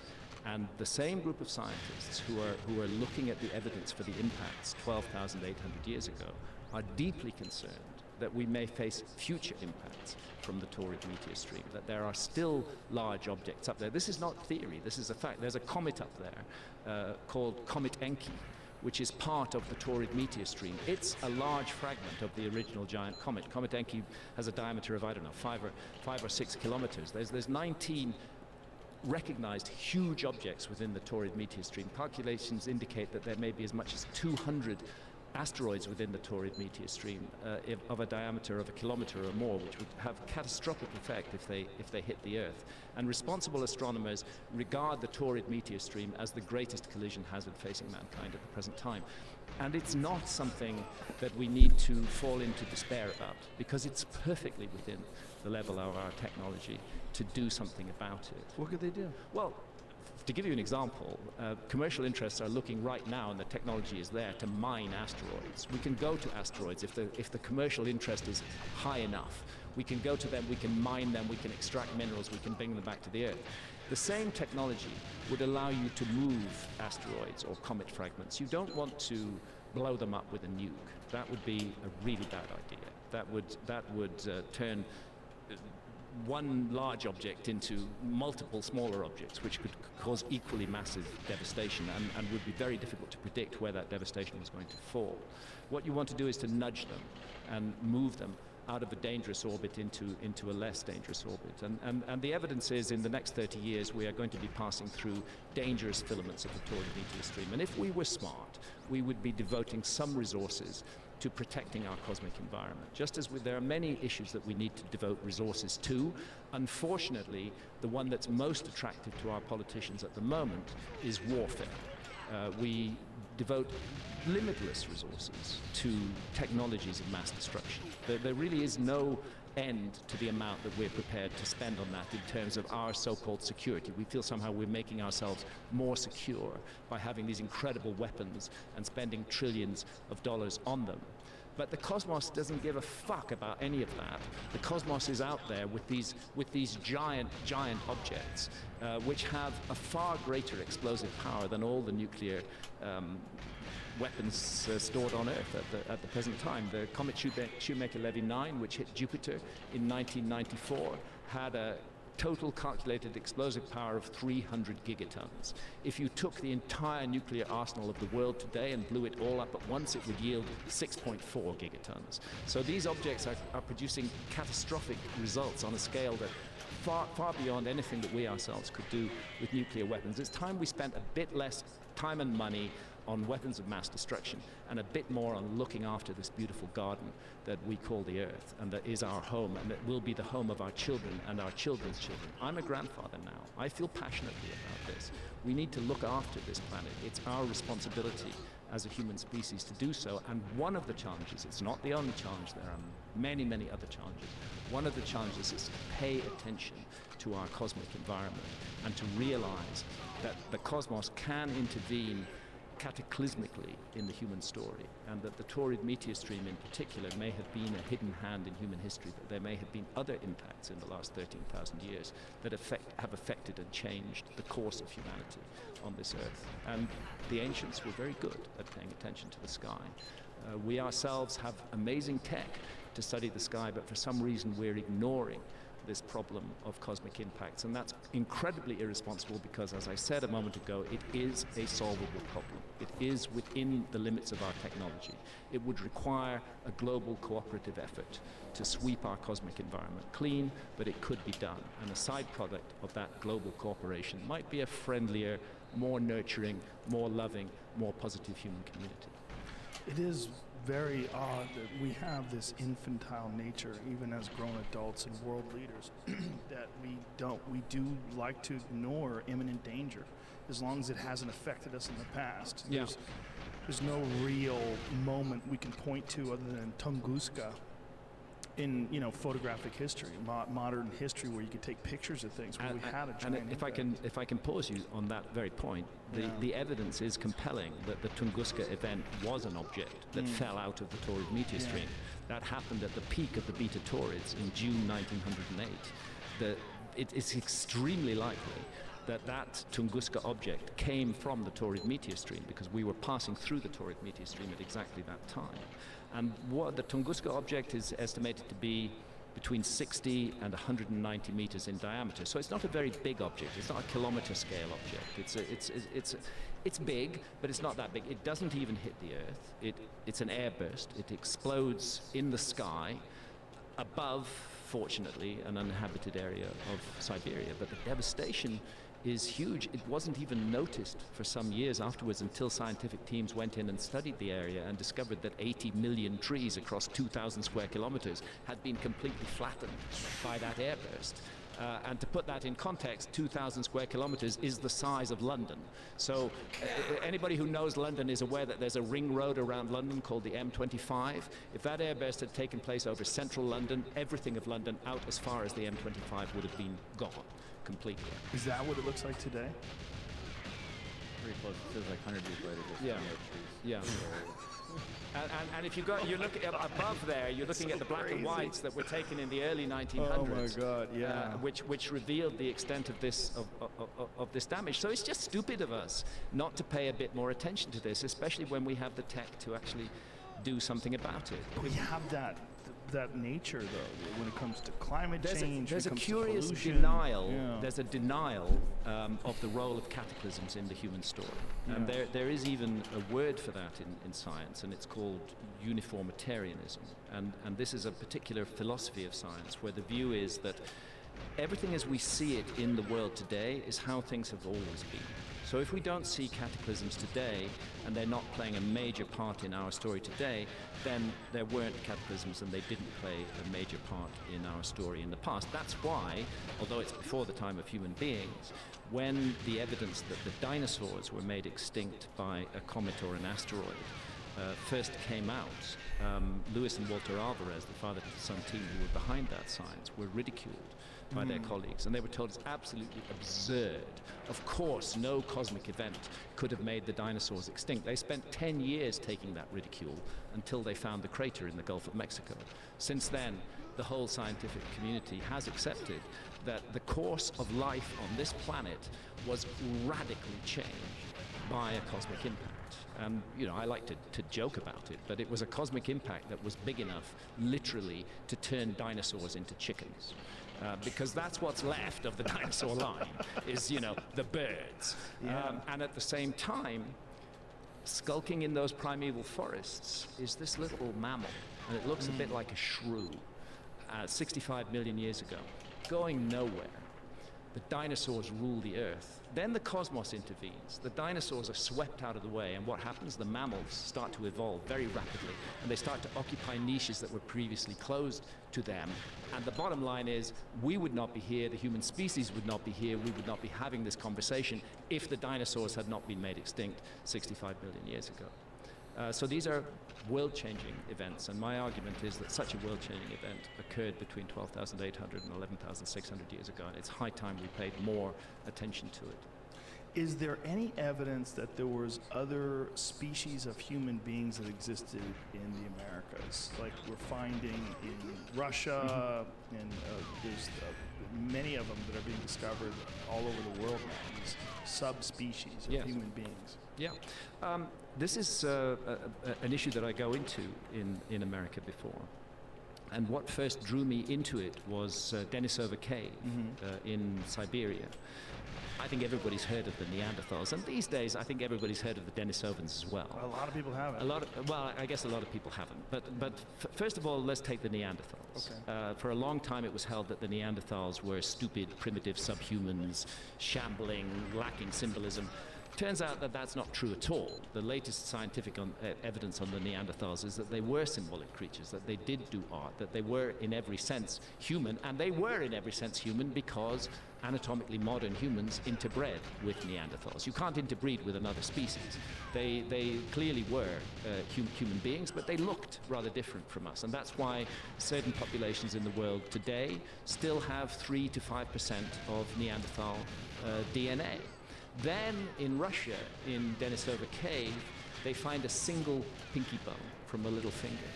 And they do the DNA testing on it. They're able to get a complete genome from it. And what they discover is this isn't a Neanderthal. This isn't an anatomically modern human being. This is another human species who they named the Denisovans. They think they're more closely related to Neanderthals than they are to anatomically modern humans, but they're clearly another human species. And they also interbred with anatomically modern humans. And Denisovan DNA survives, interestingly enough. It survives predominantly in Australasia, in Papua New Guinea and amongst Australian Aborigines. So as part of the research for this book, I went to Denisova Cave. I had an amazing, actually just incredible trip to Russia. I hadn't expected it to be like that at all. Siberia, I mean, America is vast, but my God, crossing Siberia, this endless rolling plains, you know, this just vast area. How did you cross it? We took a car. You can't travel independently in Russia. It's very difficult. You have to get permission, and you have to state in advance where you're going to be stopping off at. So what I found, and I just did so through the internet, was a local guy called Sergei Kurgin, who had a little tour business in Siberia, in the city of Novosibirsk. I got in touch with him. He found a translator who would translate my emails, and I said, we want to make this journey to Denisova Cave. and can you set this up for us and get all the permissions? And he did, and so we flew into Novosibirsk. Sergei and his translator, who turned out to be a Russian student who spoke good English, joined us, and we did this immense journey across Siberia. How long did it take? Oh, it took us 3 days to get to Denisova Cave. 3 days. Driving every day? 3 days of driving every day. Some stopping off along the way. Incredible hospitality of the Russians that we were amongst. Very independent people. People who are living out there in the wilderness and who actually do know how to survive. It's the first time I've ever drunk milk fresh from the cow. Literally milked right out of the cow and poured down my throat. How was it? It was delicious. And the cream, I mean, thick cream. Very, so there was a lot of things about Russia that surprised me. Denisova Cave is a fascinating, beautiful place to visit. It's another example of a missing chapter in the human story that is beginning to be pieced together. It's obvious now that we were not alone, that there were multiple other human species who were human enough to interbreed with us and leave DNA. And this Denisovan species was only discovered in, like, was it 2000 something? Very recently, the 2000s. Seven. It's a very recent discovery. And Did they leave behind art? Did they leave behind art? Better than that, they left behind certain physical objects which are extremely hard to explain. One of them is a green stone bracelet. So dumb, and that guys. bracelet is in the form of a torque, which was therefore slipped on sideways onto the hand. It's not a full ring. And a hole has been drilled through the bracelet, and from that hole it's been possible to reconstruct that a pendant was hung. Then the archaeologists, there it is, then the archaeologists started to take a look in detail at the drill marks on that hole, and what they discovered was a huge anomaly, that was drilled with a stable, fixed drill, and it was drilled at extremely high speed. This is thought to be 40 or 50,000 years old. There is not supposed to have been any such technology in that period that was capable of drilling with a stable, fixed drill, and yet there it is, and there it appears. So there are also incredible, very fine needles, bone needles that the Denisovans made, very long ones, which suggest that they were stitching very heavy stuff together. And the suggestion has been, were they making skin boats, for example, to use to navigate? That would explain how they managed to get themselves to Australia, which is where the largest amount of Denisovan DNA survives today. There's one of those needles. So there are indications of strangely out of place technology amongst the Denisovans, which is 20, 30,000 years earlier in the human story than it should be.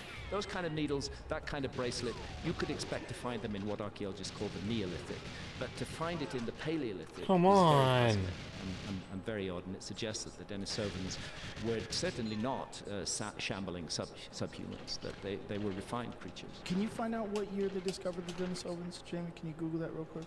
I want to say it's in the 2000s, but I mean, imagine that human beings have been around for this long.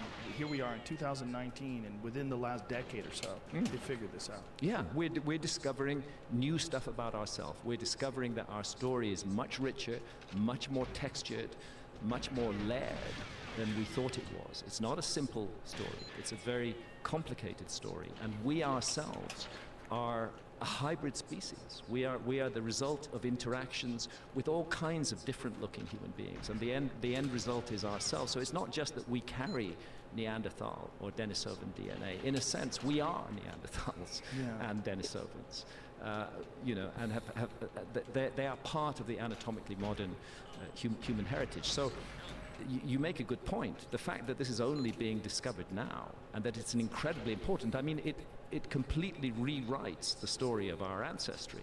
The notion. It says 1970s. 1970s. Oh, okay, I'm way off. The real work that's been done in Denisova Cave has been done in the 2000s. From 2006, 2007 onwards. Genetic examinations. That's when the major papers have been 2008. There have it been is. published, Yeah. which have revealed the genome of the Denisovans and revealed the Denisovan connection to anatomically modern humans. The fact that we're only finding this out now, that we told the story of our past and weren't aware of this, raises the question, how much else in the story of our past is there that we're not aware of? Let's stop being so arrogant, so sure of ourselves, so confident in our findings. Let's be more tentative. Let's keep an open mind and see where it takes us. That's the main message that I have from all of this. And I think, and I hope that this will be an effect of this book, I'm not kidding myself that the archaeologists are going to jump on board overnight, particularly so since I'm very critical of American archaeology in this book. And I'm critical of it specifically and explicitly because of the dominance of the Clovis first model for so long, which prevented other research taking place. And I have to say, archaeologists like to insult me by calling me a pseudoscientist.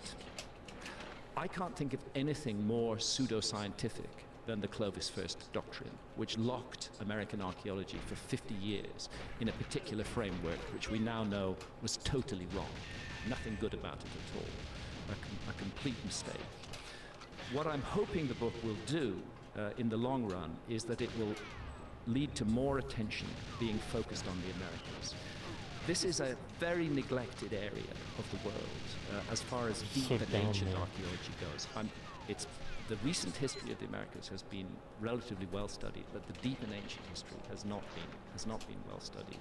And I think America is going to contain revelations for us about our story and about our past. And I'm serious when I suggest that America is the most plausible and the most likely home base for a lost civilization. If you're going to propose a lost civilization, there are certain preconditions. You can't have it on a small island. There's got to be a large landmass with enormous resources and the ability for population to grow and for those resources to be mobilized. And what I suddenly realized, you asked earlier why I started to write this book at all, is what the new evidence is pointing to is that the Americas have been wrongly neglected. That here we have a giant continental landmass with extraordinary resources that has just been ruled out of the story of human civilization. But once we take account of the fact that there was a giant cataclysm over North America 12,800 years ago, once we start looking, as I do in America before, at the incredible deep, in-depth similarities between, for example, the religious system of ancient Egypt and the religious system of the Mississippi Valley, then you realize that you're into a global mystery here, and that the answer to that mystery may not at all be in the old world, and may very much be in the Americas. See, it's odd. I mentioned Moundville earlier on. It's kind of odd that we should find what is essentially the ancient Egyptian religion manifesting in the symbolism of Moundville, the ascent to Orion, the transit to the Milky Way, the journey along the Milky Way. These are very specific and idiosyncratic ideas. And what makes it doubly odd is Moundville isn't that old. Moundville, as a site, is about 1,000 years old. Ancient Egypt had already been gone completely from the world for at least 600 years before Moundville was created. The end of ancient Egypt, there's Moundville. And what we're looking at in the foreground is Mound B, and we're looking at Mound A in the distance, and a complete circle of mounds. What is odd about it is we find this system of ancient Egyptian ideas in Moundville 500 years after ancient Egypt has gone from the world. The Romans were the end of ancient Egypt. By 400 AD, ancient Egypt is gone. Moundville doesn't even exist then. But 600 years later, it is created and it manifests the entire set of ancient Egyptian ideas. Clearly, it did not get that as a result of direct transmission from ancient Egypt, unless they were time travelers. The only way I think it could have got it is as a result of a legacy passed down from a much earlier civilization that had influenced and affected many different parts of the world. And the characteristics of that civilization, the shamanistic heart of it, the use of altered states of consciousness, the focus on those, are amongst the reasons that I would suggest that America is the place that we should be looking. And the big mysteries are in the areas that were so devastated at the end of the last ice age, up in the north of North America, the channeled scablands in particular, and then the Mississippi Valley, the whole story of the Mississippi Valley. Yes, Moundville is 1,000 years old, but then you can go back to Poverty Point in Louisiana, which is 2,700 years old. You can go to Watson Brake in Louisiana, which is 5,500 years old. You can go to sites like Conley, which are 8,000 years old. The system keeps on going back and disappearing back into time. And I think the most fruitful new work on exploring the origins of civilization is going to occur counterintuitively in the Americas, the very last place on Earth that archaeologists have ever thought to look. What do mainstream archaeologists, what do they think caused those drill marks in the Denisovan bracelets? They've not really explained it. The Russian archaeologists who published the report on that are themselves mystified by it, and they realize that it's dynamite. It's an explosive discovery. It's an out of place technology, and so they're trying to explain how come fixed, stable drilling, which we thought was introduced first in the Neolithic, maybe 8,000 years ago. How come that is now found in a site that's 40 or 50,000 years old? That's how old those bracelets are? Oh yeah, absolutely. Those bracelets are 40,000 years old? They may have been older. There's recent research suggesting that they may go back 65 to 70,000 years. They're extremely ancient, and therefore they're incorporating an out-of-place technology, which doesn't fit with the timeline of history that we've been. Realize how out of place it was. Very, very out of place. Very odd feature that we have here. So what this says to me is that we as a species, and I guess this is kind of my pet phrase, we are a species with amnesia. It's my favorite phrase of yours. We have forgotten so much more about ourselves than we remember. And what the process of history and archaeology should really be about is a process of remembering. We shouldn't be imposing our ideas of what we should have been on the past. We should allow the past to speak for itself. And when it does so, it speaks eloquently.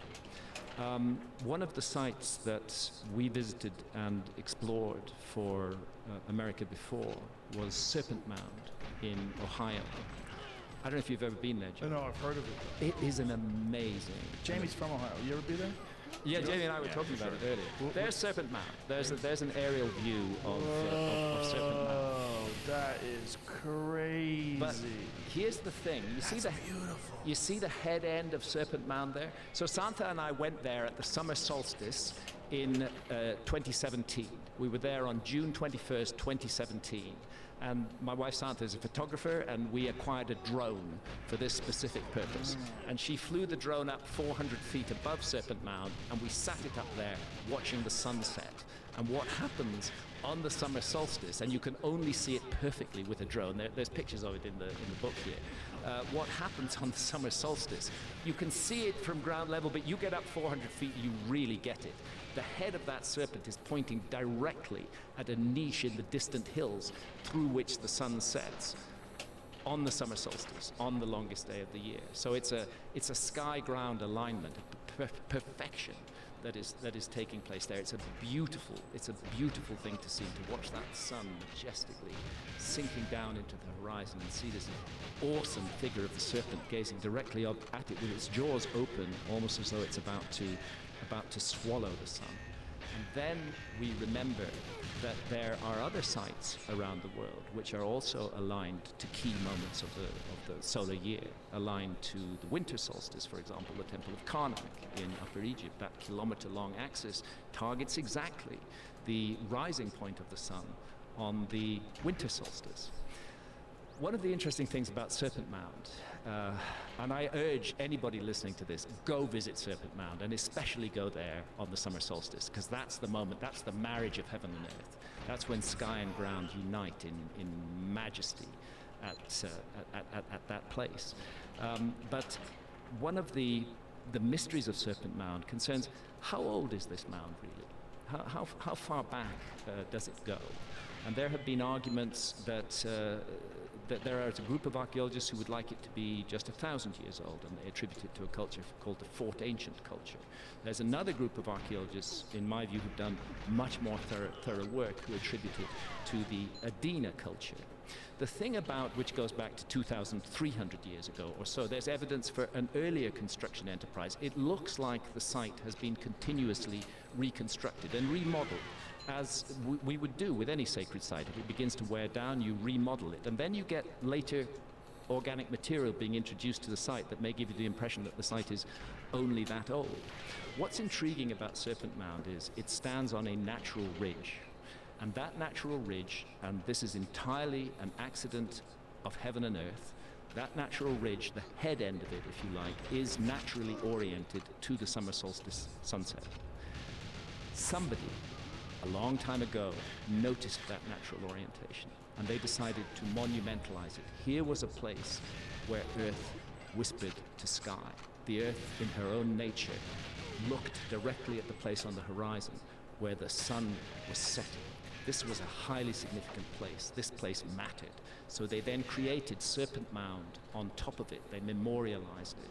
They turned it into a special place that human beings had had a hand in making to honor the marriage of heaven and earth. And what I found researching this book is that Serpent Mound is not alone in that respect. A lot of people are puzzled by Stonehenge in England.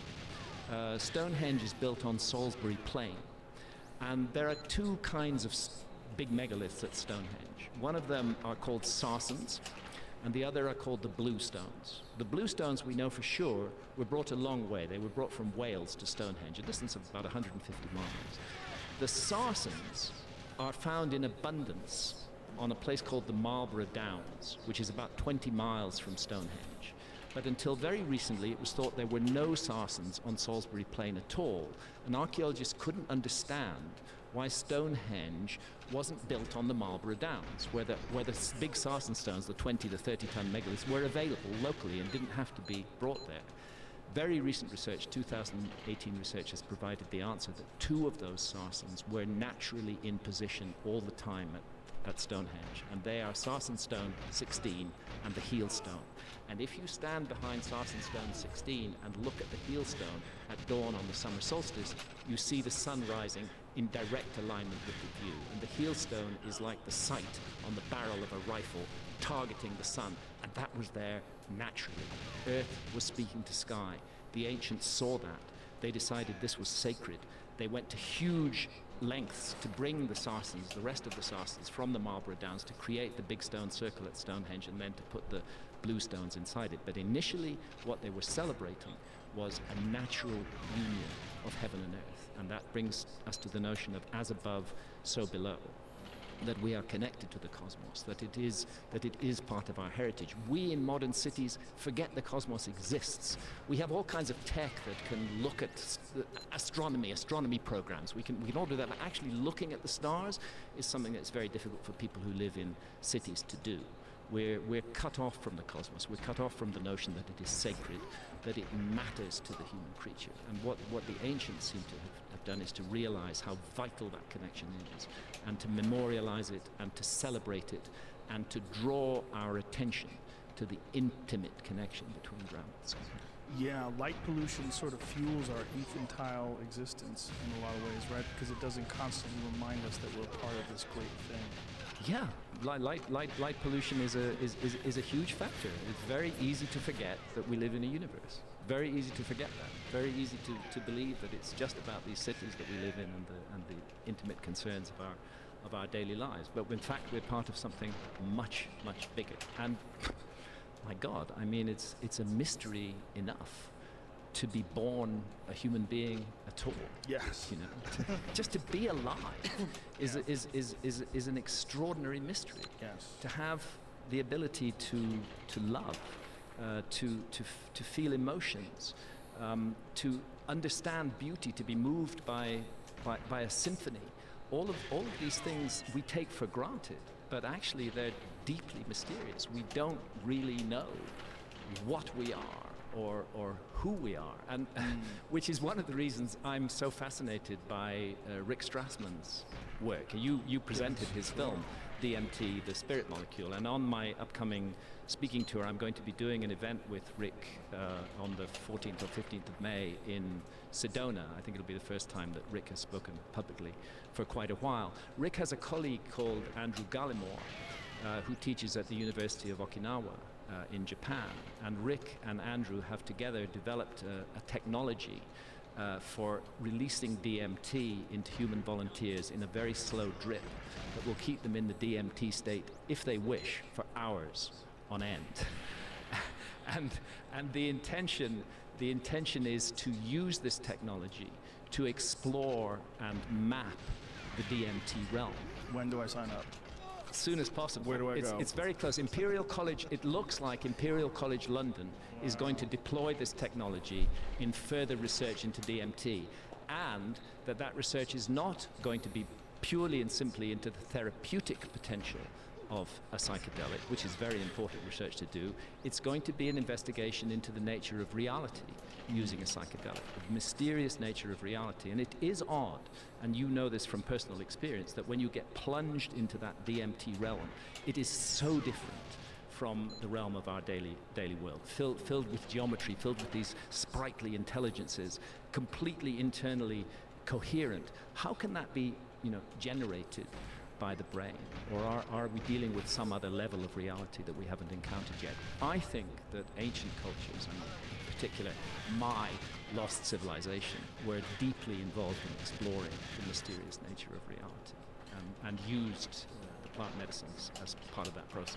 When it comes to the Serpent Mound, where the head points in the summer solstice, does that take into account the precession of the equinoxes in terms of the position of the summer solstice sun on the horizon is not affected by the precession. However, it is affected by another factor, which is a slight nod on the axis of the Earth. A nod, but not a wobble? Not a wobble. What is the nod? A nod, and it's called nutation. And the axis of the Earth nods back and forward over a cycle of about 41,000 years. And that does adjust the position of sunrise on the horizon over a very long period of time.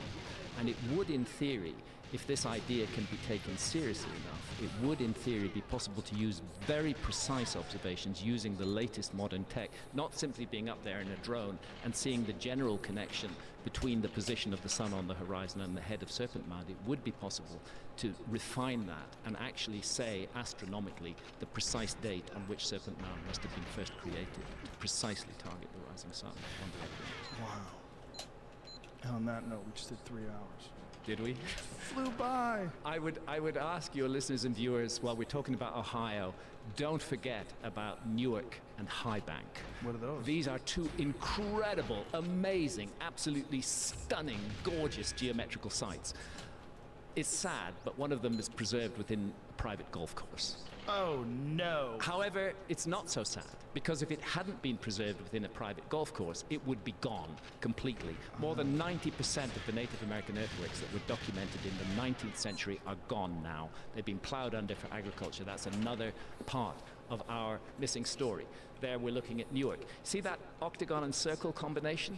That's repeated at another site called High Bank, which is 60 miles away. And the octagon circle... Go back to that, Jamie. Give me a large image of that. So you is see this an overlay, or is that what it actually looks like? That's what it actually looks like. That's a graphic based on it. Well, the octagon circle combination in the top left of the image are best preserved. The other bits are not so well preserved. And the reason the octagon circle are best preserved is because they're in a private golf club, where otherwise they would have been plowed under. The interesting thing is that octagon circle combination is 60 miles from High Bank, but there's another octagon circle combination there, and it is oriented at precisely 90 degrees to that one. That speaks of high science in the Mississippi Valley a very, very, very long time ago. There's so much to explore and so much to investigate and so much to inquire into in America. It's just an incredible land, and its mysteries have been hidden from us. And I'm hoping with this book that I have managed to pull the veil back a little bit on those mysteries. And if we're really coming to the end of our... Is it really 3 hours? My God. If we're really coming to the end of our 3 hours, can I repeat, I would love to see readers of my books at my events. I'm doing 3 events in Canada, Vancouver, Montreal, and Toronto. And I'm doing something like 17 or 18 events in the United States. I'm just speaking continuously right the way across the US. I wish I could visit every state in the US, but my goodness, this is an enormous country. Every state in the US is as big as the entire British Isles, you know. But I'm visiting as many as I am. I'm going to be giving illustrated presentations. I'll be signing books afterwards. I'll be taking pictures. I would like to meet my readers. And please check out my website, grahamhancock.com. Look at the talks and events page, and you'll see where all these events are occurring over the next 7 weeks. We're on the 22nd of April today. I will not leave North America until the 5th of June. Well, I hope I see you again then. Indeed. Listen, thank you so much. You're a treasure. And this book is, I can't wait to get into it. America Before, and the audiobook is available now as well. Yeah, the audiobook's available. I read it. Yeah. Thank you so much, Graham. It's always a pleasure having you here. I really appreciate you. Thanks for having me back on, Joe. Graham Hancock, ladies and gentlemen. Bye.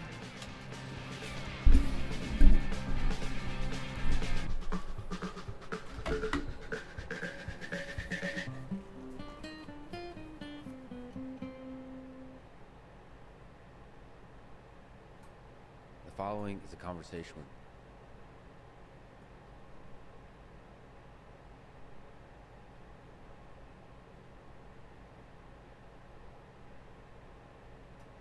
Brett Weinstein, evolutionary biology.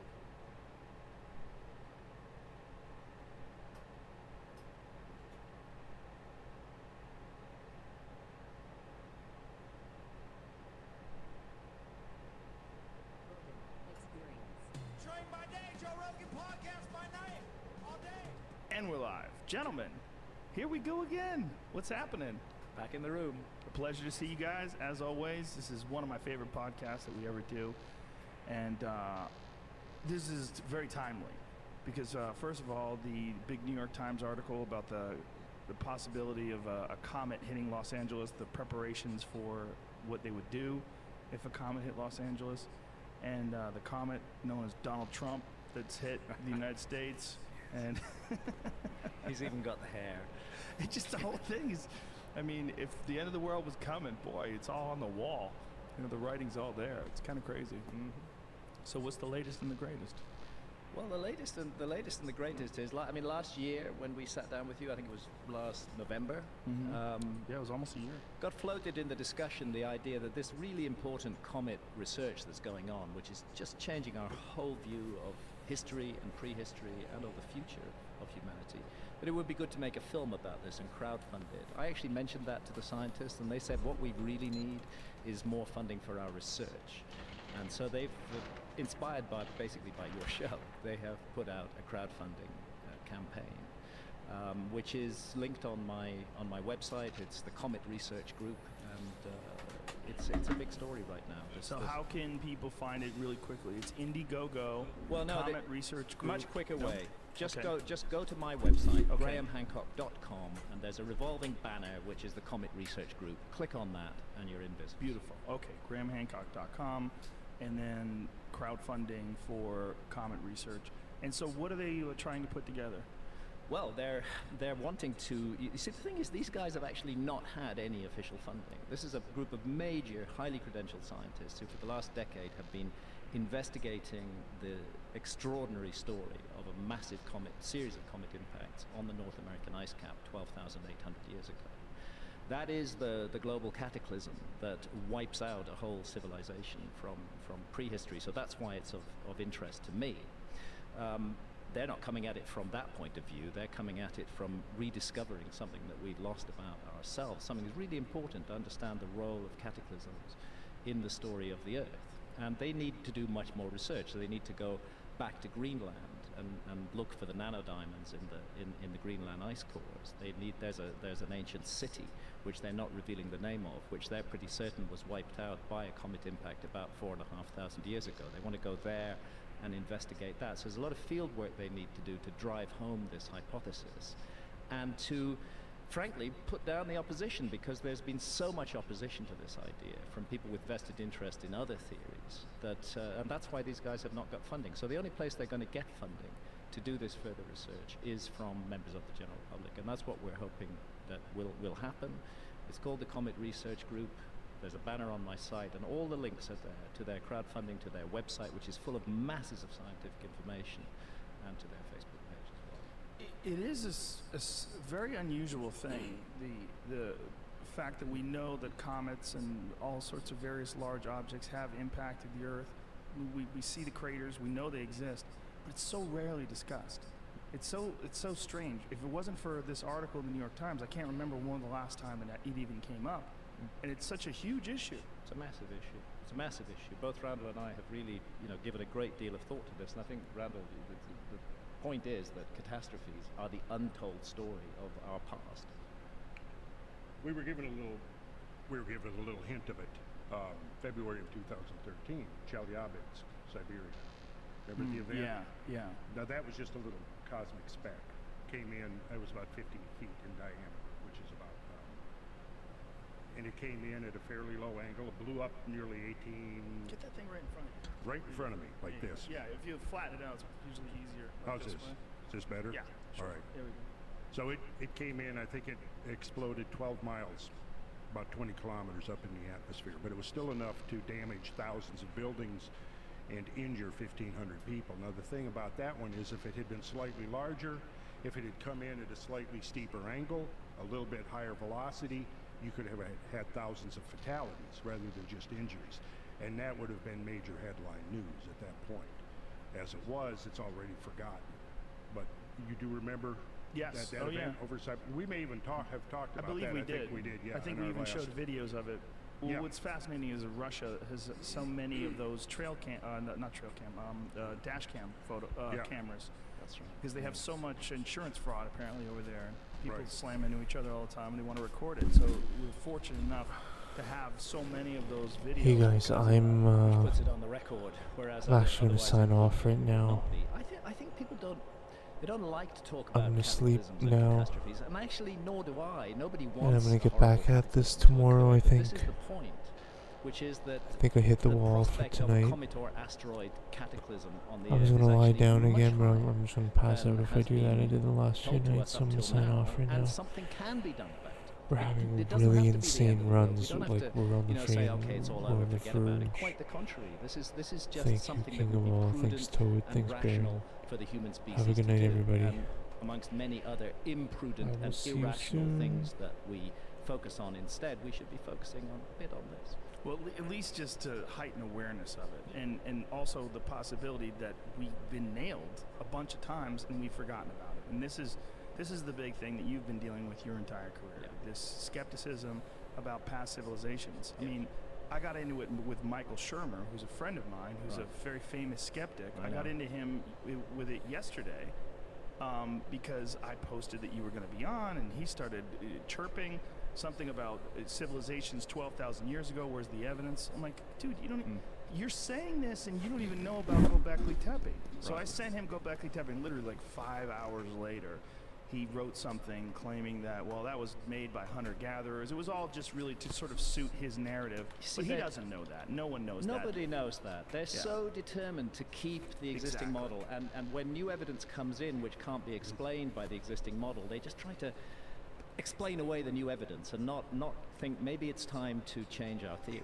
You know, this is the unfortunate thing. But cataclysms, a global cataclysm, the massive event that happened 12,800 years ago, the Younger Dryas impacts, which were a series of comet impacts on the North American ice cap. This accounts for why we don't have a lot of evidence, hard evidence of a 12,000 plus year old civilization, because it went down in that catastrophe. It was wiped out.